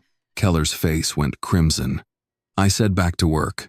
Maya spoke before anyone else could. No one is required to obey instructions from Professor Keller related to foundation-supported work until the review team determines supervisory authority. Keller turned on her. You have no authority to suspend my internal command, Claire answered from her laptop. Under the funding agreement, the foundation can pause funded activities under named leadership pending credible ethical risk. Because the current lab receives foundation-linked support, Miss William has authority to require interim safeguards. Denise Avery did not contradict her. That was when Keller understood the university lawyer was not going to rescue him. His shoulders dropped by the smallest fraction. It was not surrender. It was calculation reaching an empty result. Maya walked toward the center of the lab, where Naomi's data still glowed on the large screen. She looked at the faces around her. Lily, still frightened, but upright. Marcus, weary, but no longer invisible. Priya, guarded, but ready. Walter, steady as old oak. Naomi, brilliant and underfunded, standing beside work that deserved air. Then Maya looked at Keller. For years, you taught this room that value flowed downward from you. Today, you will learn something different. Value was standing all around you, and you were too proud to recognize it. Keller said nothing. Maya turned to Naomi. Dr. Reed, I want a full presentation, not a hallway summary, not an apology, a real review. Your methods, your budget needs, your staffing plan, your risks, your limitations, and your timeline. Naomi blinked. When? Today. Pierce lifted a hand. Miss William, that may be difficult on short notice. Maya glanced at him. Dr. Pierce, your university was prepared to ask the foundation for $40 million today. I assume someone in this building can find a conference room. Walter cleared his throat. Room 3. B has a screen that works. Naomi looked at him. Walter, what? It does. For the first time all morning, a real laugh broke through the lab. Small, brief, human. Even Maya smiled. Then she faced the group again. 2 hours, she said. Gather what you need. Claire will coordinate document access. Marcia will observe. Captain Harris, please make sure no one is pressured, removed, or separated without consent. Harris nodded. Yes, ma'am. Keller's voice came low from the doorway. And me? Maya looked at him. You may attend, she said. But you will not lead. The words struck harder than the funding hold. Keller had been insulted earlier. Exposed. Challenged. But this was different. This was removal from the center, while the world continued without him. Maya picked up Ethan's notebook from her purse and held it for just a second before tucking it back inside. No one noticed, except Naomi. What is that? Naomi asked quietly. Maya's expression softened. The reason I came. Naomi did not ask more. Not yet. Outside, the campus bell rang 11. 2 hours until the review. 3 months until a different door would open. But in that moment, in a lab that had mistaken fear for order, something had already begun. Not a celebration, not a victory, a transfer of courage. Room 3. B had not been built for history.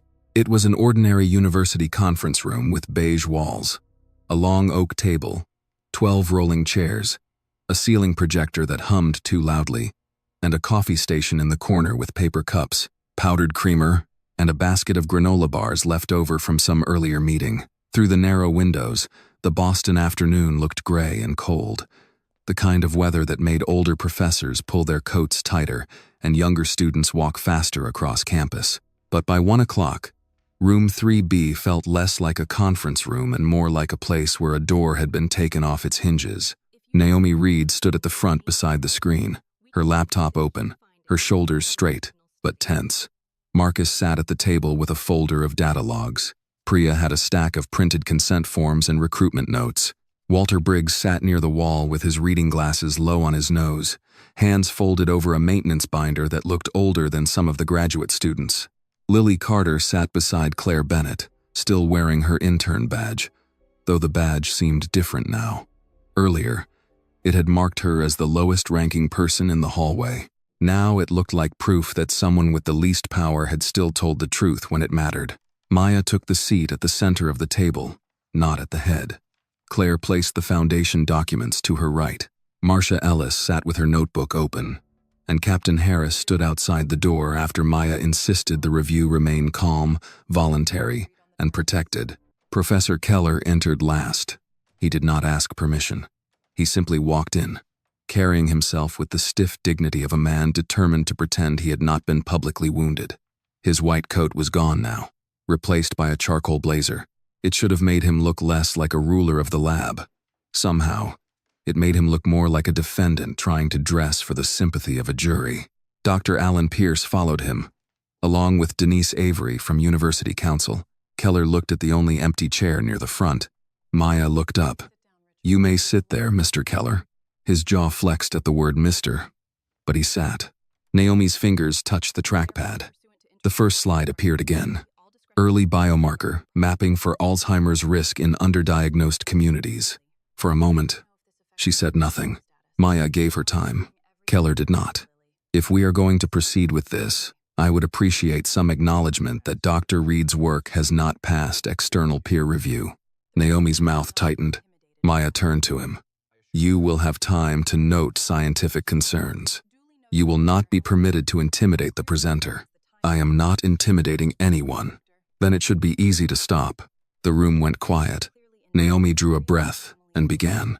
This time, her voice was steadier than it had been in the lab. She explained the problem with delayed Alzheimer's diagnosis in underserved communities, especially older adults whose early symptoms were dismissed as stress, aging, fatigue, or lack of education. She did not decorate the truth. She did not promise miracles. She described families who came too late to specialists because transportation was expensive, appointments were hard to secure, and medical language often made people nod politely when they did not understand what had been said. Maya listened without looking away. Naomi moved to the data: protein signatures, cognitive microshifts, longitudinal tracking, family history, recruitment gaps, control limitations. She spoke plainly when the science became dense, careful not to insult anyone's intelligence, but equally careful not to hide behind jargon. Walter Briggs leaned toward Marcus and whispered, "She's better," when nobody's interrupting. Marcus whispered back, "Everybody is." Keller heard them. His face tightened, but he said nothing. Naomi clicked to the next slide. "The core difference between our proposal and Professor Keller's imaging platform is timing. His model focuses on advanced imaging after clinical concern is already significant. Our model asks whether we can identify risk earlier, before a family reaches crisis." Keller finally lifted a hand. "That is an oversimplification." Maya looked at Naomi. "Is it?" Naomi shook her head. "No. It is concise. His platform has value, but it does not solve access.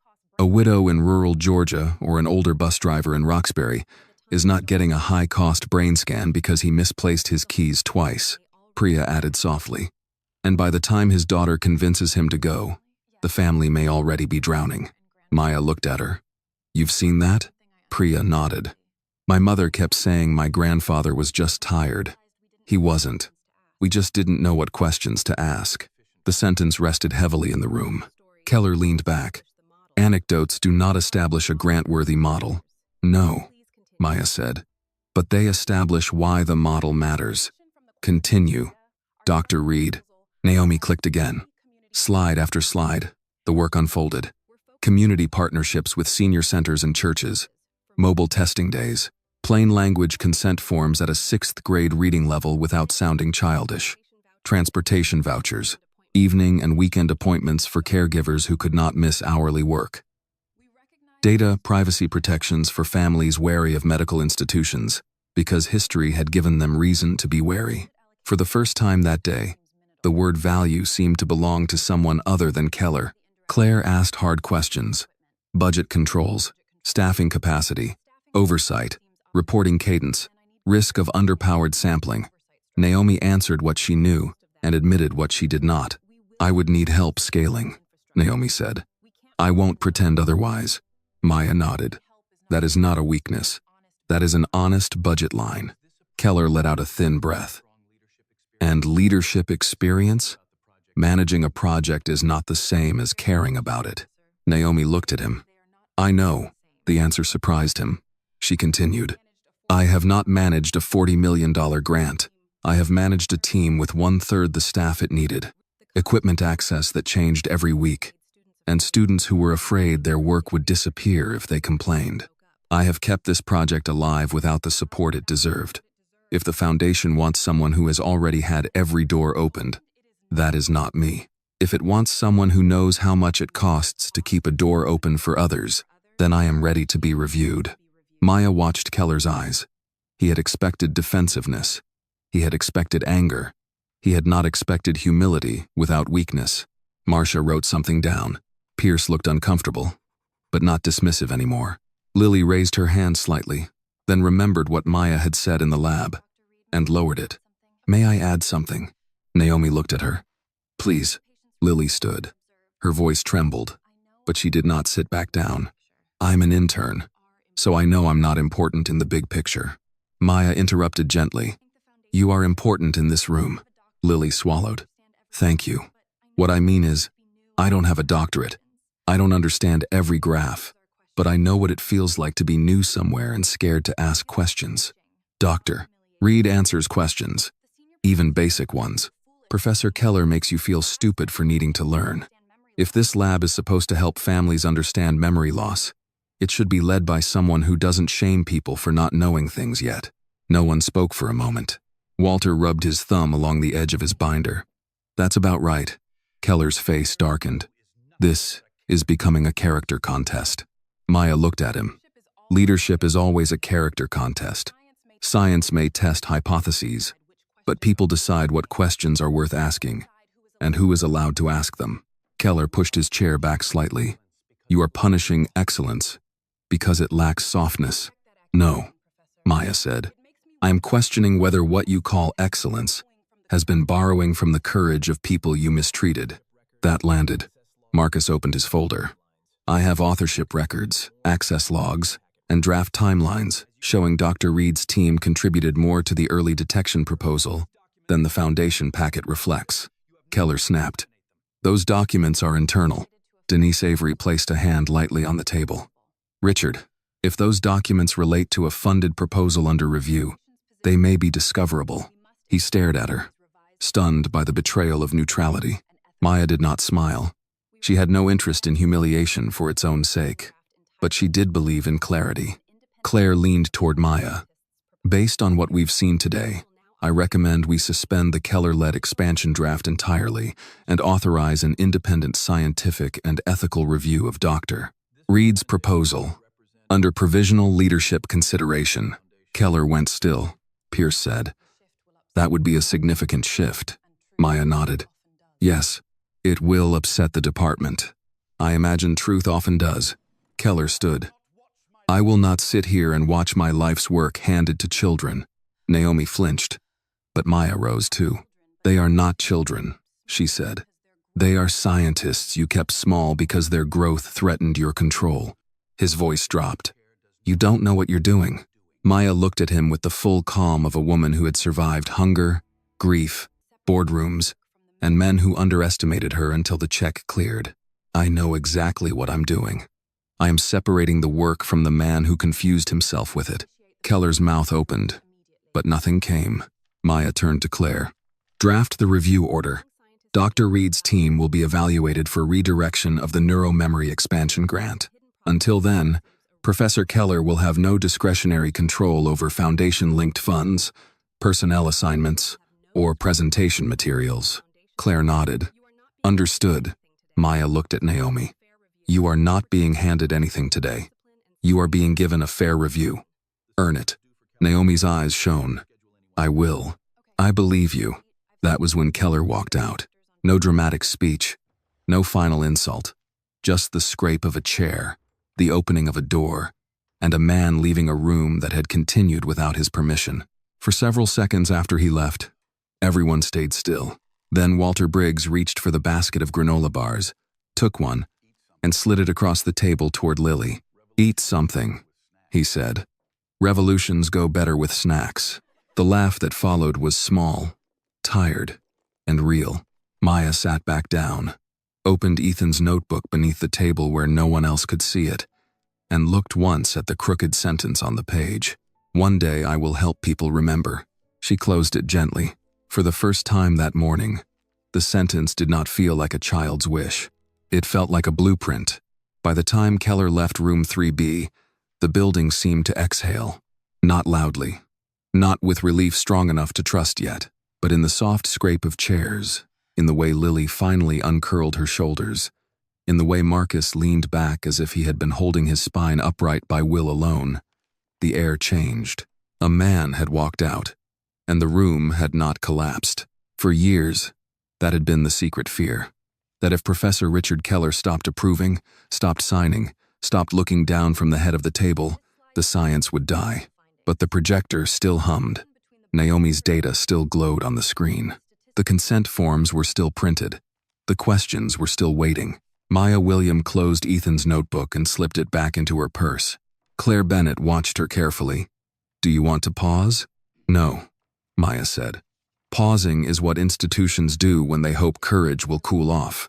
Marcia Ellis gave a small nod, as if she had written that sentence down somewhere inside herself.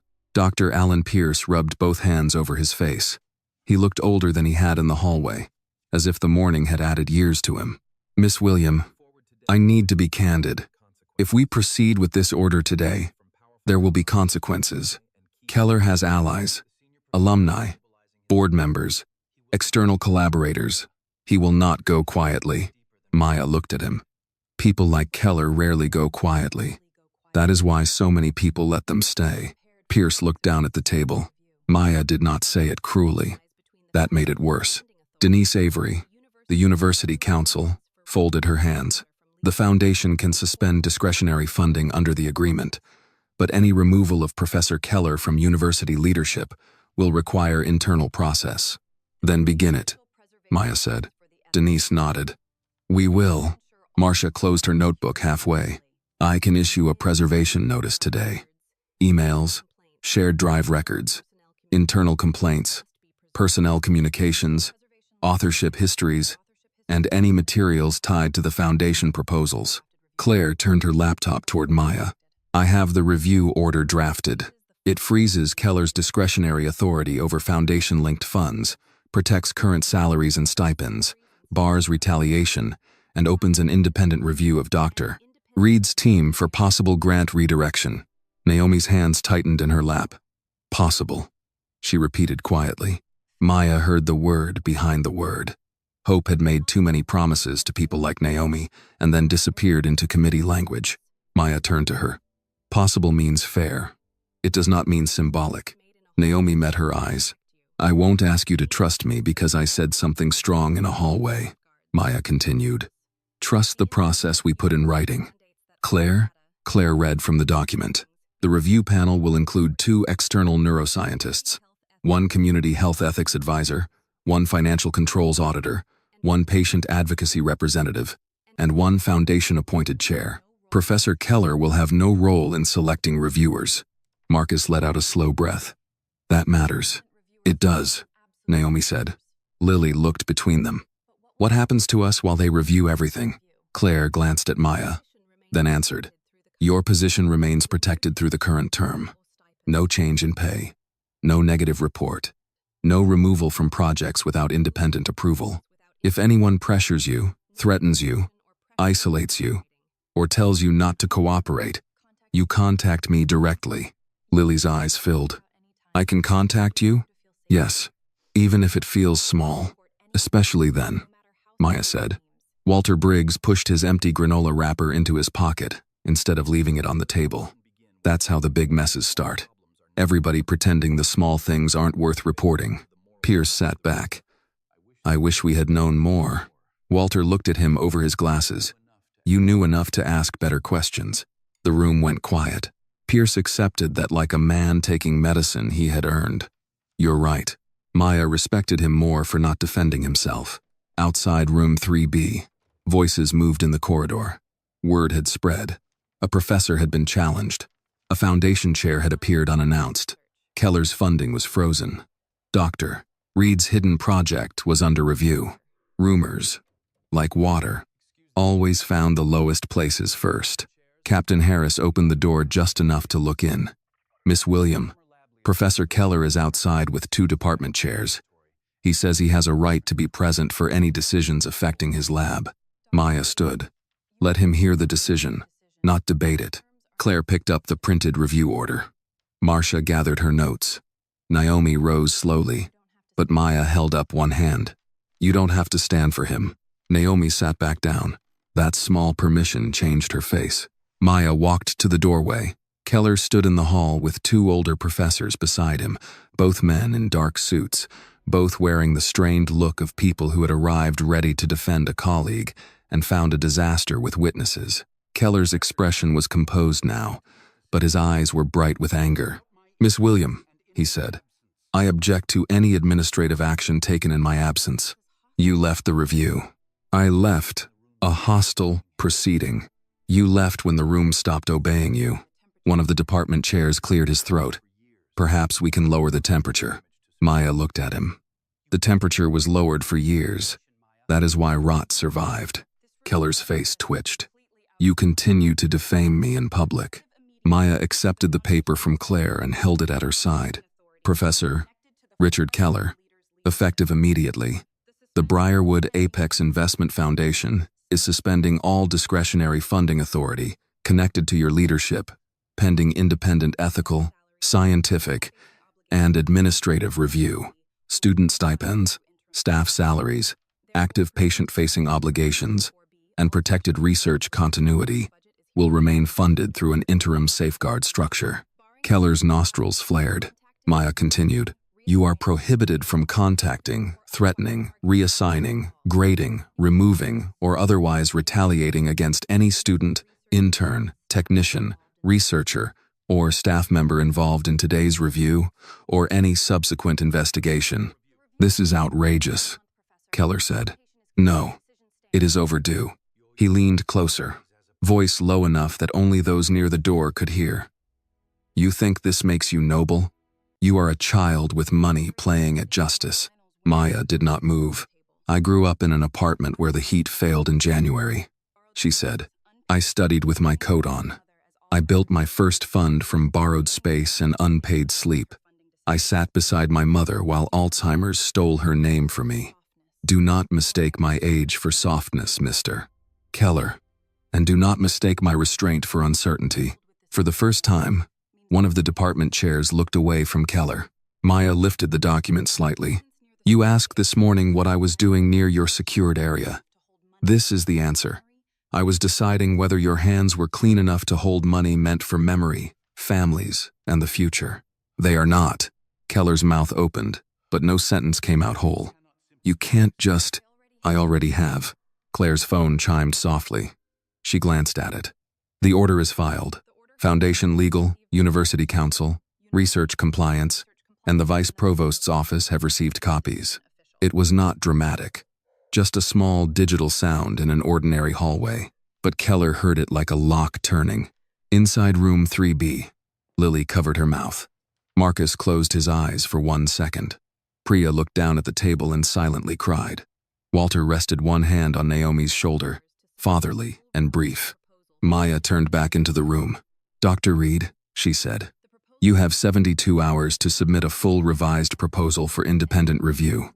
Not perfect, honest, complete, protected. Naomi stood now. This time, not for Keller, for herself. You'll have it. I know. Keller gave a bitter laugh from the doorway. You are betting millions on resentment. Maya looked at him one final time. No, she said. I am betting on the people you taught to survive you. No one applauded. This was not theater. It was paperwork, grief, science, fear, and a door that had finally opened from the other side. Maya gathered her purse, touched once the place where Ethan's notebook rested, and walked out of room 3B with Claire beside her. Behind her, Naomi Reed opened a blank document. For the first time in years, she did not title it Draft for Keller Review. She typed, The Memory Bridge Lab Proposal. Maya did not return to the lab that afternoon. She left Briarwood through the same front entrance she had used that morning, past the same reception desk, beneath the same banners, celebrating discovery, service, and excellence. Outside, The Boston air had turned colder. Wind pushed red leaves across the stone steps.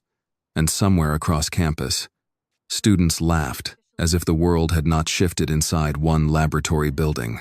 Claire walked beside her, portfolio tucked under one arm, phone in her other hand. "The review order is active," Claire said. "Legal confirmed receipt. University Council has acknowledged the preservation notice."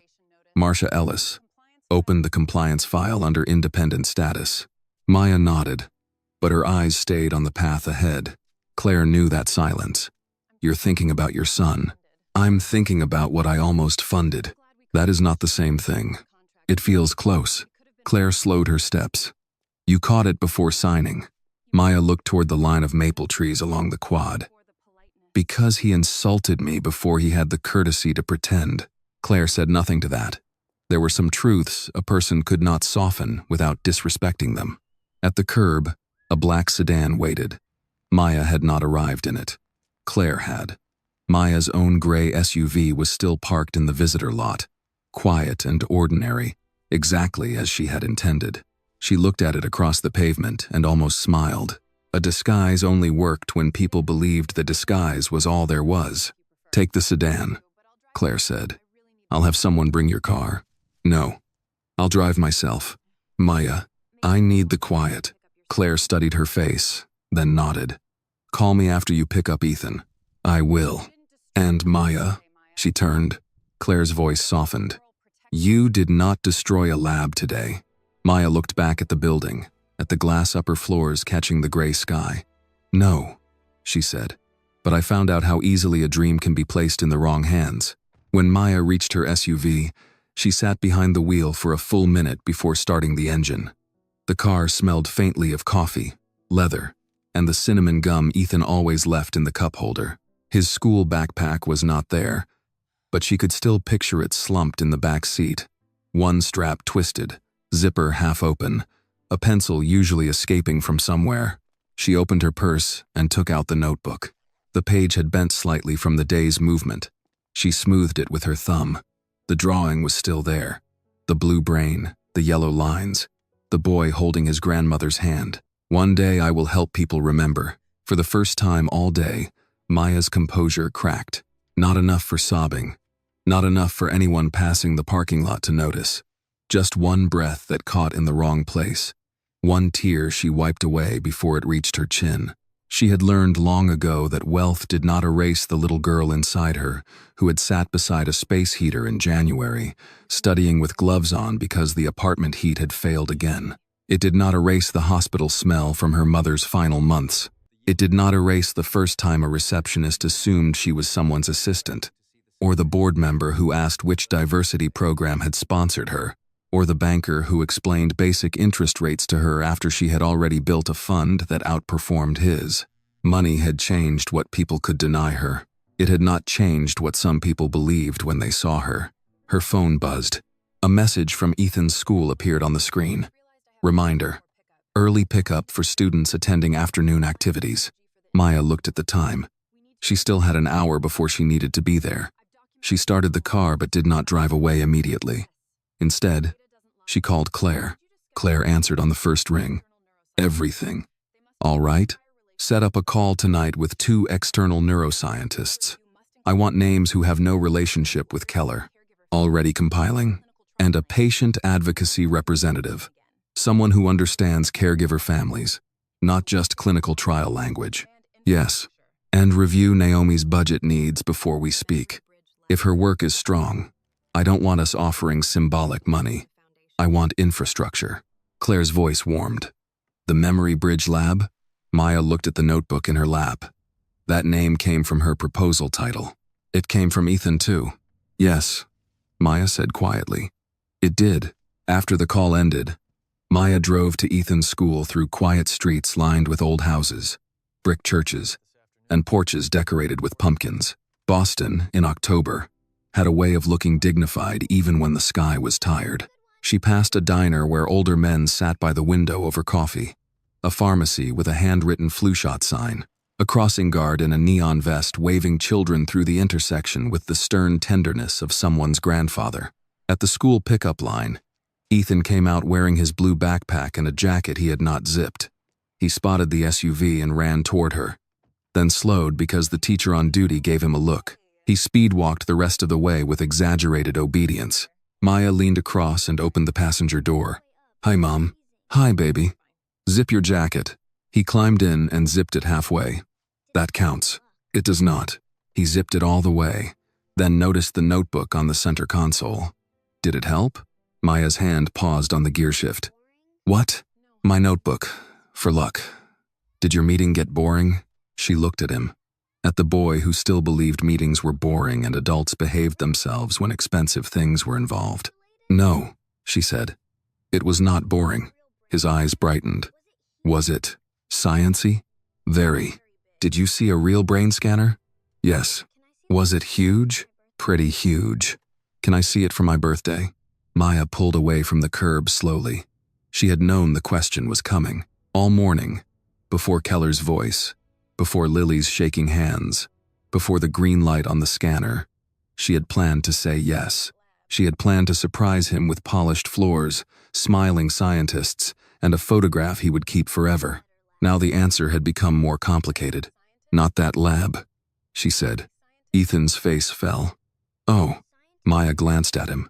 "But maybe a better one." He looked over. "There's a better one?" "There might be." "Does it have scientists?" "Yes." "Nice scientists?" Maya smiled faintly. "That is the important question, isn't it?" Ethan shrugged like it should have been obvious. "If they're mean, how can they help people?" Maya felt those words settle deep. How could they help people? A child had understood in one sentence what Professor Keller had spent 30 years refusing to learn. They drove in silence for a few blocks. Then Ethan said, "Did someone at the lab make you sad?" Maya kept her eyes on the road. "Why do you ask that? You get quiet like that when you're thinking about Grandma." Maya's throat tightened. She reached over at a red light and squeezed his hand. "Someone was not kind today," she said carefully. "To you?" "Yes." Ethan frowned. "Because you asked too many questions?" "No." "Because you were early?" "No." He studied her face with the seriousness that made him seem older than 10. "Because you're black?" Maya did not answer right away. She owed him truth, but not the full weight of adult ugliness, before he had a place to set it down. "Yes," she said at last. "Partly." Ethan looked out the window. A school bus rolled past them, yellow and loud. "I hate that." "I do too." "Did you leave?" "No." He turned back. "What did you do?" Maya thought of Keller standing beneath his own name, of Lily straightening her back, of Marcus pressing record, of Naomi opening the first page of a new proposal. "I stayed long enough to see who else deserved a chance." Ethan seemed to consider that. "That sounds like something Grandma would like." Maya smiled, and this time, it reached her eyes. "Yes, I think she would." That evening, after dinner, Ethan worked on his homework at the kitchen table, while Maya joined the first emergency review call from her home office. Claire appeared on screen, followed by 2 neuroscientists, a financial controls auditor, and a patient advocate named Mrs. Denise Robinson, a retired nurse from Atlanta who had cared for her husband through dementia. Naomi joined last, looking tired, but prepared. "Dr. Reed," Maya said, "this is not the final review. Tonight is to understand what you need to submit in 72 hours. Naomi nodded. "Understood." Mrs. Robinson leaned toward her camera. "Before we talk numbers, I want to ask one thing. In your plan, who explains the testing to the families?" Naomi answered, without checking notes. "Someone trained to speak plainly, not down. Consent is not consent if people are too embarrassed to admit they don't understand." Mrs. Robinson sat back. "Good. Then I'm listening." From the hallway outside Maya's office, Ethan's voice called, "Mom, how do you spell hippocampus?" Everyone on the call heard it. For the first time all day, Naomi smiled. Maya closed her eyes briefly, grateful for the sound. Then she opened them and looked back at the screen. "Let's begin." The 72 hours that followed did not feel like time. They felt like triage. Naomi Reed slept in short pieces, 20 minutes at her desk, 40 minutes on the old sofa in the graduate lounge, then back to the proposal with cold coffee and a red pen. Marcus rebuilt the data appendix until the charts were clean enough for strangers and honest enough for science. Priya pulled consent language apart line by line and rewrote it until her own grandfather would have understood it.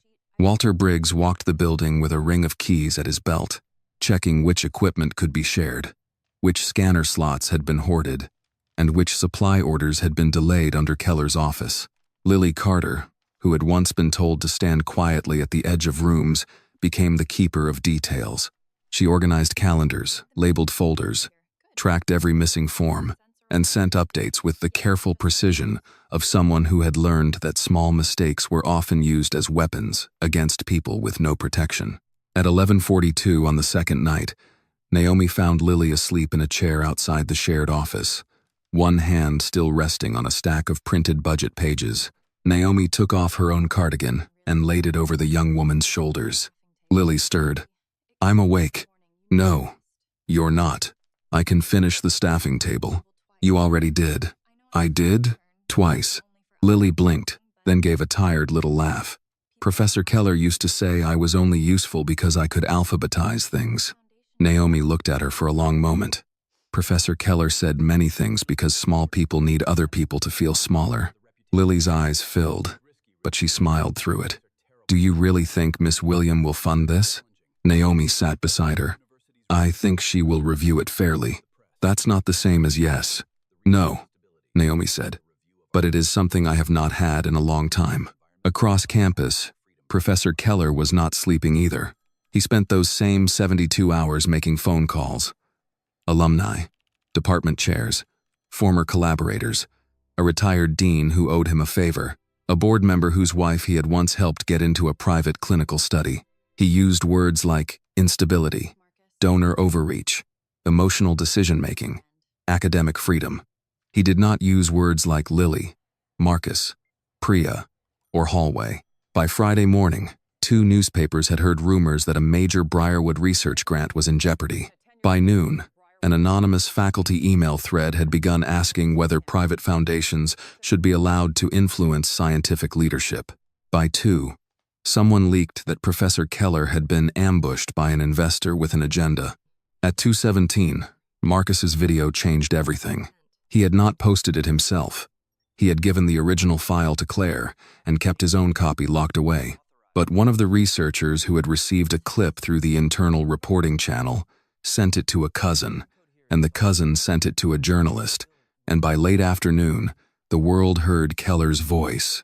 People like this, dirty hands, an unauthorized black woman, people who do not create financial value learn to obey.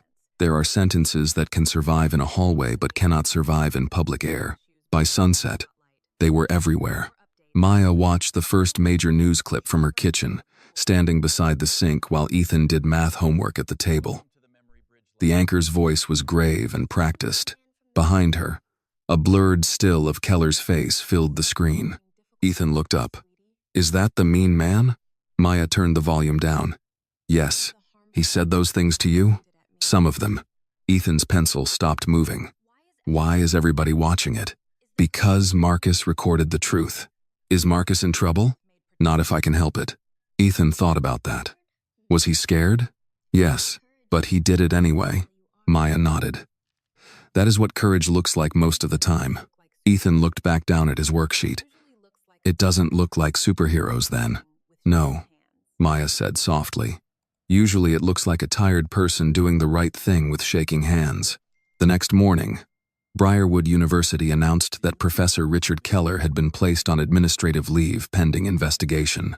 The statement was careful, too careful, full of concern, process, and institutional values. It did not say the university had ignored earlier warnings. It did not say young researchers had been afraid for years. It did not say a black woman had been mistaken for someone disposable until her access badge turned green. Maya read the statement once and sent only 3 words to Claire. "Not enough yet." Claire replied, "Agreed." That afternoon, the independent review panel convened by secure video call. Naomi sat in room 3B again, but this time the table looked different. Marcus was beside her as data led. Priya had the consent packet. Walter had the equipment schedule. Lily sat near the end with the administrative binder, no longer shrinking when someone asked her for a page number. Maya joined from the foundation office. Behind her, the city skyline stood blue and cold through the windows. Claire opened the session. This review concerns Dr. Naomi Reed's proposal for the Memory Bridge Lab, submitted for consideration following suspension of the Keller-led neuromemory expansion draft. The review is preliminary but binding in terms of eligibility recommendation. One external neuroscientist, Dr. Howard Chen from California, began with the hardest questions. Dr. Reed, your sample size is promising but limited. How do you avoid overclaiming? Naomi answered immediately, by not overclaiming.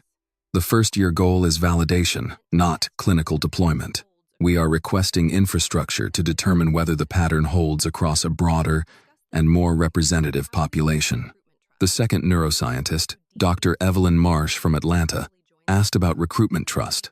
Why would families who distrust research institutions join your study? Priya answered, because we don't begin with paperwork. We begin with listening sessions, churches, senior centers, caregiver groups. We explain what we know, what we don't, and what participation will never require. No family signs, anything the first day. Mrs. Denise Robinson, the patient advocate, nodded slowly. Good. People need time. Especially older folks. Especially folks who have been talked down to by doctors. Walter leaned toward the microphone. And we're budgeting transportation, not pretending everybody has a daughter who can take off work. Mrs. Robinson smiled. That matters more than half the room probably knows. Maya watched quietly. She did not rescue them. She did not soften the questions. A fair chance was not the same thing as an easy one. Marcus presented the data pipeline, including limitations. When asked about missing variables, he did not bluff. We need a stronger data manager, he said. If funded, that is one of the first hires. Without it, the project grows too fast, and the data suffers. Dr. Chen nodded. I appreciate the honesty. Lily presented the administrative timeline. Her voice shook at first. Then she found the rhythm of her own competence. Quarter 1 focuses on staffing, compliance, and community partner agreements. Quarter 2 begins expanded recruitment. Quarter 3 and 4 focus on preliminary validation, imaging coordination, and caregiver reporting models. All reporting will go to the Independent Oversight Board, not a single principal investigator. Maya noticed that Lily did not look toward the door once. By the end of 3 hours, the panel was quiet for a different reason than Keller's lab had been quiet. They were thinking. Dr. Marsh spoke first. The proposal is not perfect. Naomi nodded. I know. But it is honest, necessary, and scientifically plausible. Dr. Chen added, I recommend conditional advancement to full funding negotiation, with oversight. Mrs. Robinson said, I recommend it because families like mine cannot wait for perfect people in perfect labs. One by one, the reviewers agreed. Naomi closed her eyes. Marcus placed both hands flat on the table.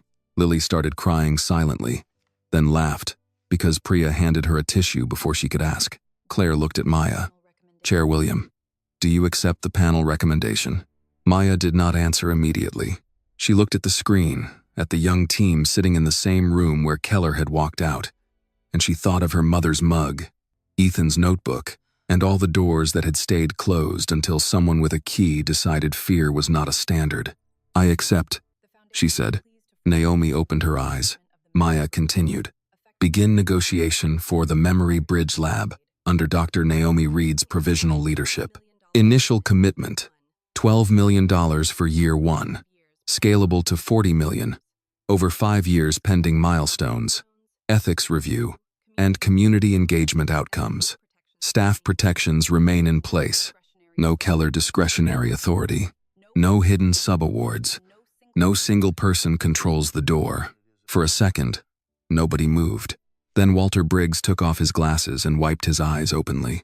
About time, he said. The laugh that followed was wet, exhausted, and full of disbelief. Naomi looked into the camera. Miss William, I don't know what to say. Maya's voice softened. Say you'll do the work. Naomi nodded, tears finally slipping down her face. We'll do the work. Maya believed her. That evening, After the call ended and the office emptied, Maya stood alone by the window. Her phone buzzed with headlines, statements, requests for interviews, and messages from people who suddenly wanted to stand near the right side of history. She ignored them all for a moment and opened a photo Ethan had sent from his tablet.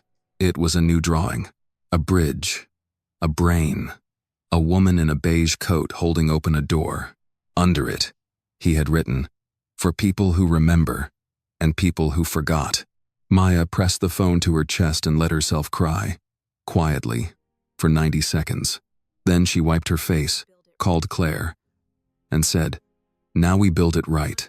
The morning of the ribbon cutting arrived bright and cold, the kind of Boston morning that made every breath visible and every window look freshly washed by winter light.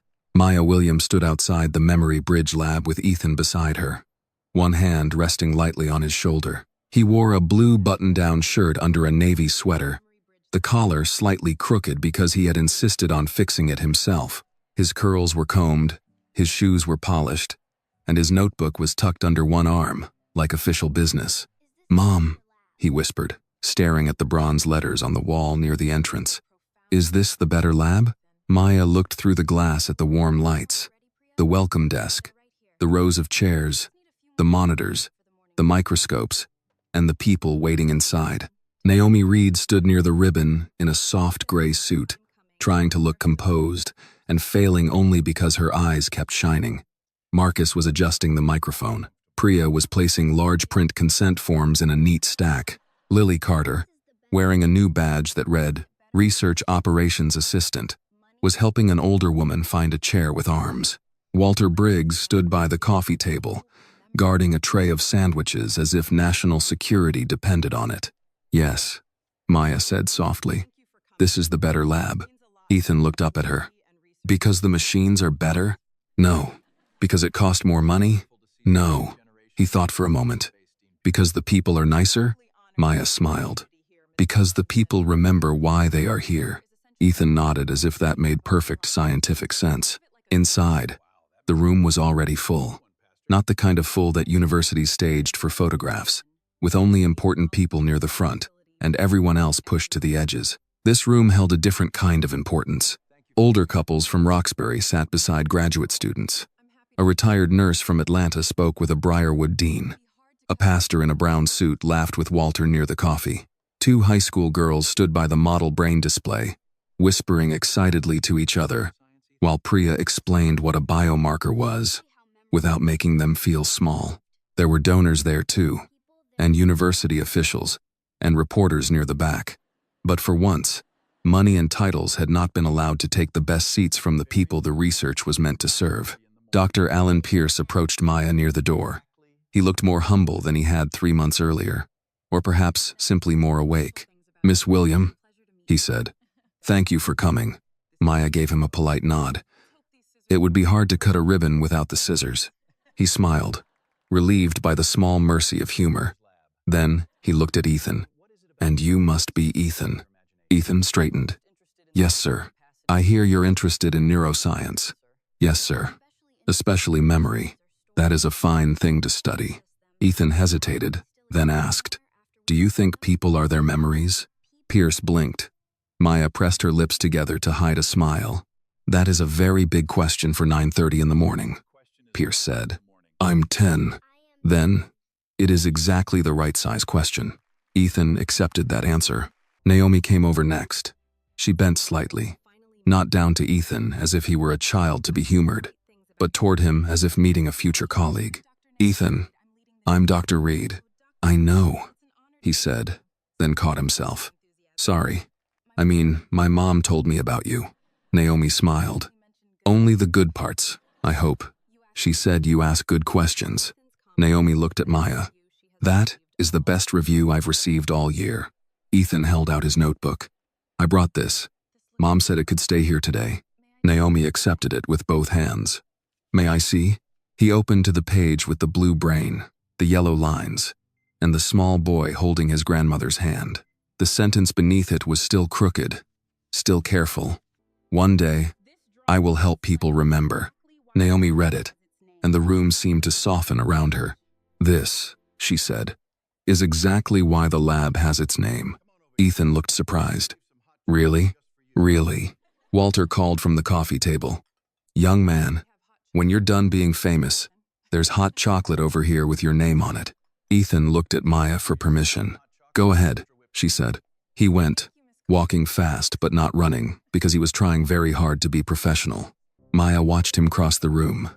No one stared at him as if he had wandered somewhere he did not belong. No one asked who had allowed him in. No one lowered their voice and turned him into a problem. Lily handed him a cup of hot chocolate with 2 marshmallows. Walter gave him a napkin and said something that made him laugh. Maya felt the ache of it in her chest. Naomi stood beside her. He is wonderful. He is curious, Maya said. That is better. The ceremony began with no grand orchestra, no dramatic lighting, no expensive performance of generosity. Marcus welcomed everyone. His voice steady, though his hands trembled slightly around the microphone. He named the community partners first, then the caregivers, then the students. Only after that did he mention the foundation. Maya noticed and approved. Naomi spoke next. 3 months ago, she said, this lab did not exist. The work existed. The people existed. The need existed. But the door was closed in ways that did not appear on floor plans. The room grew quiet. We are here because someone asked not only whether the science was promising, but whether the room was worthy of the people it claimed to serve. That question changed everything. She paused and looked toward Maya, then toward Ethan. The Memory Bridge Lab is built on a simple belief. Memory research must honor human dignity at every step. In the data, in the consent forms, in the waiting rooms, in the way we speak to families, in the way we train young scientists. If we forget the humanity of the people in front of us, then we have no business studying memory at all. Mrs. Denise Robinson, the retired nurse from Atlanta, wiped one eye with a folded tissue. Then Maya was invited to speak. She walked to the microphone, not quickly, not slowly. Ethan stood near Walter with his hot chocolate, watching her with the solemn pride only children can give. Maya looked around the room. I was once told that value was measured by money and power, she began. But money is only a tool, and power is only a test. The question is never simply who has it. The question is what they do with it, when no one vulnerable can repay them. No one moved. My mother died of Alzheimer's. Before that, she lived with it. That distinction matters. The disease took names, directions, songs, recipes, and pieces of the world she had spent a lifetime building, but it never took the love she had already given us. Maya glanced at Ethan. My son wants to become a neuroscientist because he believes science can help families hold on to one another a little longer. That belief deserves a room where no child is made to feel like a visitor to his own future. Ethan looked down at his cup. Maya continued. This lab is not a monument to a donor. It is not a trophy for a university. It is a promise. To families who were told too late. To students who were told they were too young, too poor, too black, too female, too ordinary, too much, or not enough. It is a promise that the door will not be guarded by arrogance. She turned slightly toward Naomi's team. And to every young scientist in this room, rigor and kindness are not enemies. Excellence does not require cruelty. Discipline does not require humiliation. If someone teaches you to fear the room, they are not preparing you for greatness. They are preparing you for obedience. Lily began to cry silently. Marcus looked at the floor. Naomi's mouth trembled. Maya's voice softened. Science belongs to those who serve humanity, not those who look down on it. The room stayed quiet for one long second. Then the applause came. Not explosive, not theatrical. Warm, steady, earned. The kind of applause that sounded less like celebration and more like agreement. Maya stepped back. Naomi, Ethan, Lily, Marcus, Priya, Walter, and Mrs. Robinson joined her at the ribbon. Someone handed Ethan the ceremonial scissors, and his eyes went wide. I get to cut it. Maya placed her hand over his. We cut it together. Naomi held the ribbon steady. Lily counted softly. 3, 2, 1. The scissors closed. The ribbon fell. For a moment, Ethan simply stared through the open doorway. Inside, On the small glass table near the entrance, his notebook lay open beneath a clear protective cover. Beside it was a small bronze plaque. For every child who asks how love can become science. Ethan walked toward it slowly.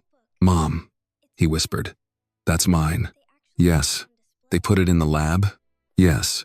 He looked at the notebook, then at the microscopes, then at Naomi's team. "Can someone like me really work here one day?" Maya knelt beside him. Even though cameras were in the room, even though donors were watching, even though she was wearing her best coat and the floor had just been polished, she took his hands in hers. "Baby," she said, "this place was built for someone like you." Ethan smiled then. Not big, not for the cameras, just a small, certain smile, the kind that settles into a child before becoming part of who he is. Across the room, one of the high school girls from the community program leaned toward Priya and whispered, "Do girls like us get to work here too?" Priya smiled. "Yes, and we need you." Maya heard it. That was the moment she knew the investment had already begun paying back. Not in dollars, not in headlines, not in the embarrassed statements of institutions trying to repair themselves after being caught. It paid back in a child, standing at a doorway without shrinking, in an intern wearing her new badge without fear, in a scientist presenting her work under her own name, in an older technician guarding sandwiches like sacred infrastructure, in a room where questions were welcomed before credentials were weighed. 3 months earlier, Keller had stood at a lab door and mistaken cruelty for standards. He had believed security would arrive and remove the problem. He never understood that the problem was not the woman in the hallway. The problem was the world he had built behind the glass. Now the glass doors of the Memory Bridge Lab stood open. People entered slowly at first, then freely. Older caregivers, students, donors, researchers, children. No one asked them to prove they were worthy before being treated with dignity. Maya stood near the entrance, watching Ethan speak with Naomi about the hippocampus. He pronounced the word carefully, with the pride of someone carrying a key too large for his pocket. Claire came to stand beside Maya. "You okay?" Maya watched her son laugh as Walter pretended not to know how marshmallows worked. "No," she said honestly, "but I'm grateful." Claire nodded. "That may be better." Maya smiled faintly. "It usually is." Outside, the winter sun broke through the clouds and spread across the lab floor, brightening the bronze letters on the wall. "Science belongs to those who serve humanity, not those who look down on it." Maya touched the edge of the open door as she passed through it. For 1 second, she thought of her mother's hands, her mother's songs, her mother's name disappearing and returning only in dreams. Then she thought of Ethan's question, and the answer that now had walls, windows, people, funding, and a future. Some doors are guarded by people who mistake cruelty for excellence. Some rooms are kept small by those who fear anyone they cannot control. But every now and then, someone walks in quietly, carrying grief, memory, and the truth in her pocket. And before the guards arrive, she reminds the world that knowledge was never meant to belong to the proud. It was meant to serve the hurting, the hopeful, and the children still brave enough to dream. And on that cold morning in Boston, a boy with a notebook stepped into a laboratory built for him, while his mother stood behind him and watched the door stay open. The lesson of this story is that true value is never measured by appearance, status, money, or titles. It is measured by character, by how we treat people when we believe they have no power, and by whether we use our own power to open doors for others instead of keeping them out. Maya's quiet strength reminds us that justice does not always arrive loudly. Sometimes it comes through dignity, patience, and the courage to stand still when someone tries to make us feel small. The story also teaches that knowledge, science, and opportunity should never belong only to the proud or privileged. They belong to every child brave enough to dream, every young person willing to work hard, and every human being deserving of respect. Thank you for staying with this story until the very end. If it touched your heart, I would truly love to hear your thoughts on the storytelling, the emotional pacing, or whatever stayed with you after listening. Every comment you share helps make the next stories more honest, moving, and meaningful. And if you have a powerful or meaningful story of your own, Please do not hesitate to send it to the channel. It may become the next story to touch and inspire thousands of others. This video is a work of fiction created with the assistance of artificial intelligence. All characters, events, and situations are not real and do not represent any actual people or true stories. The content is intended for storytelling and emotional illustration only.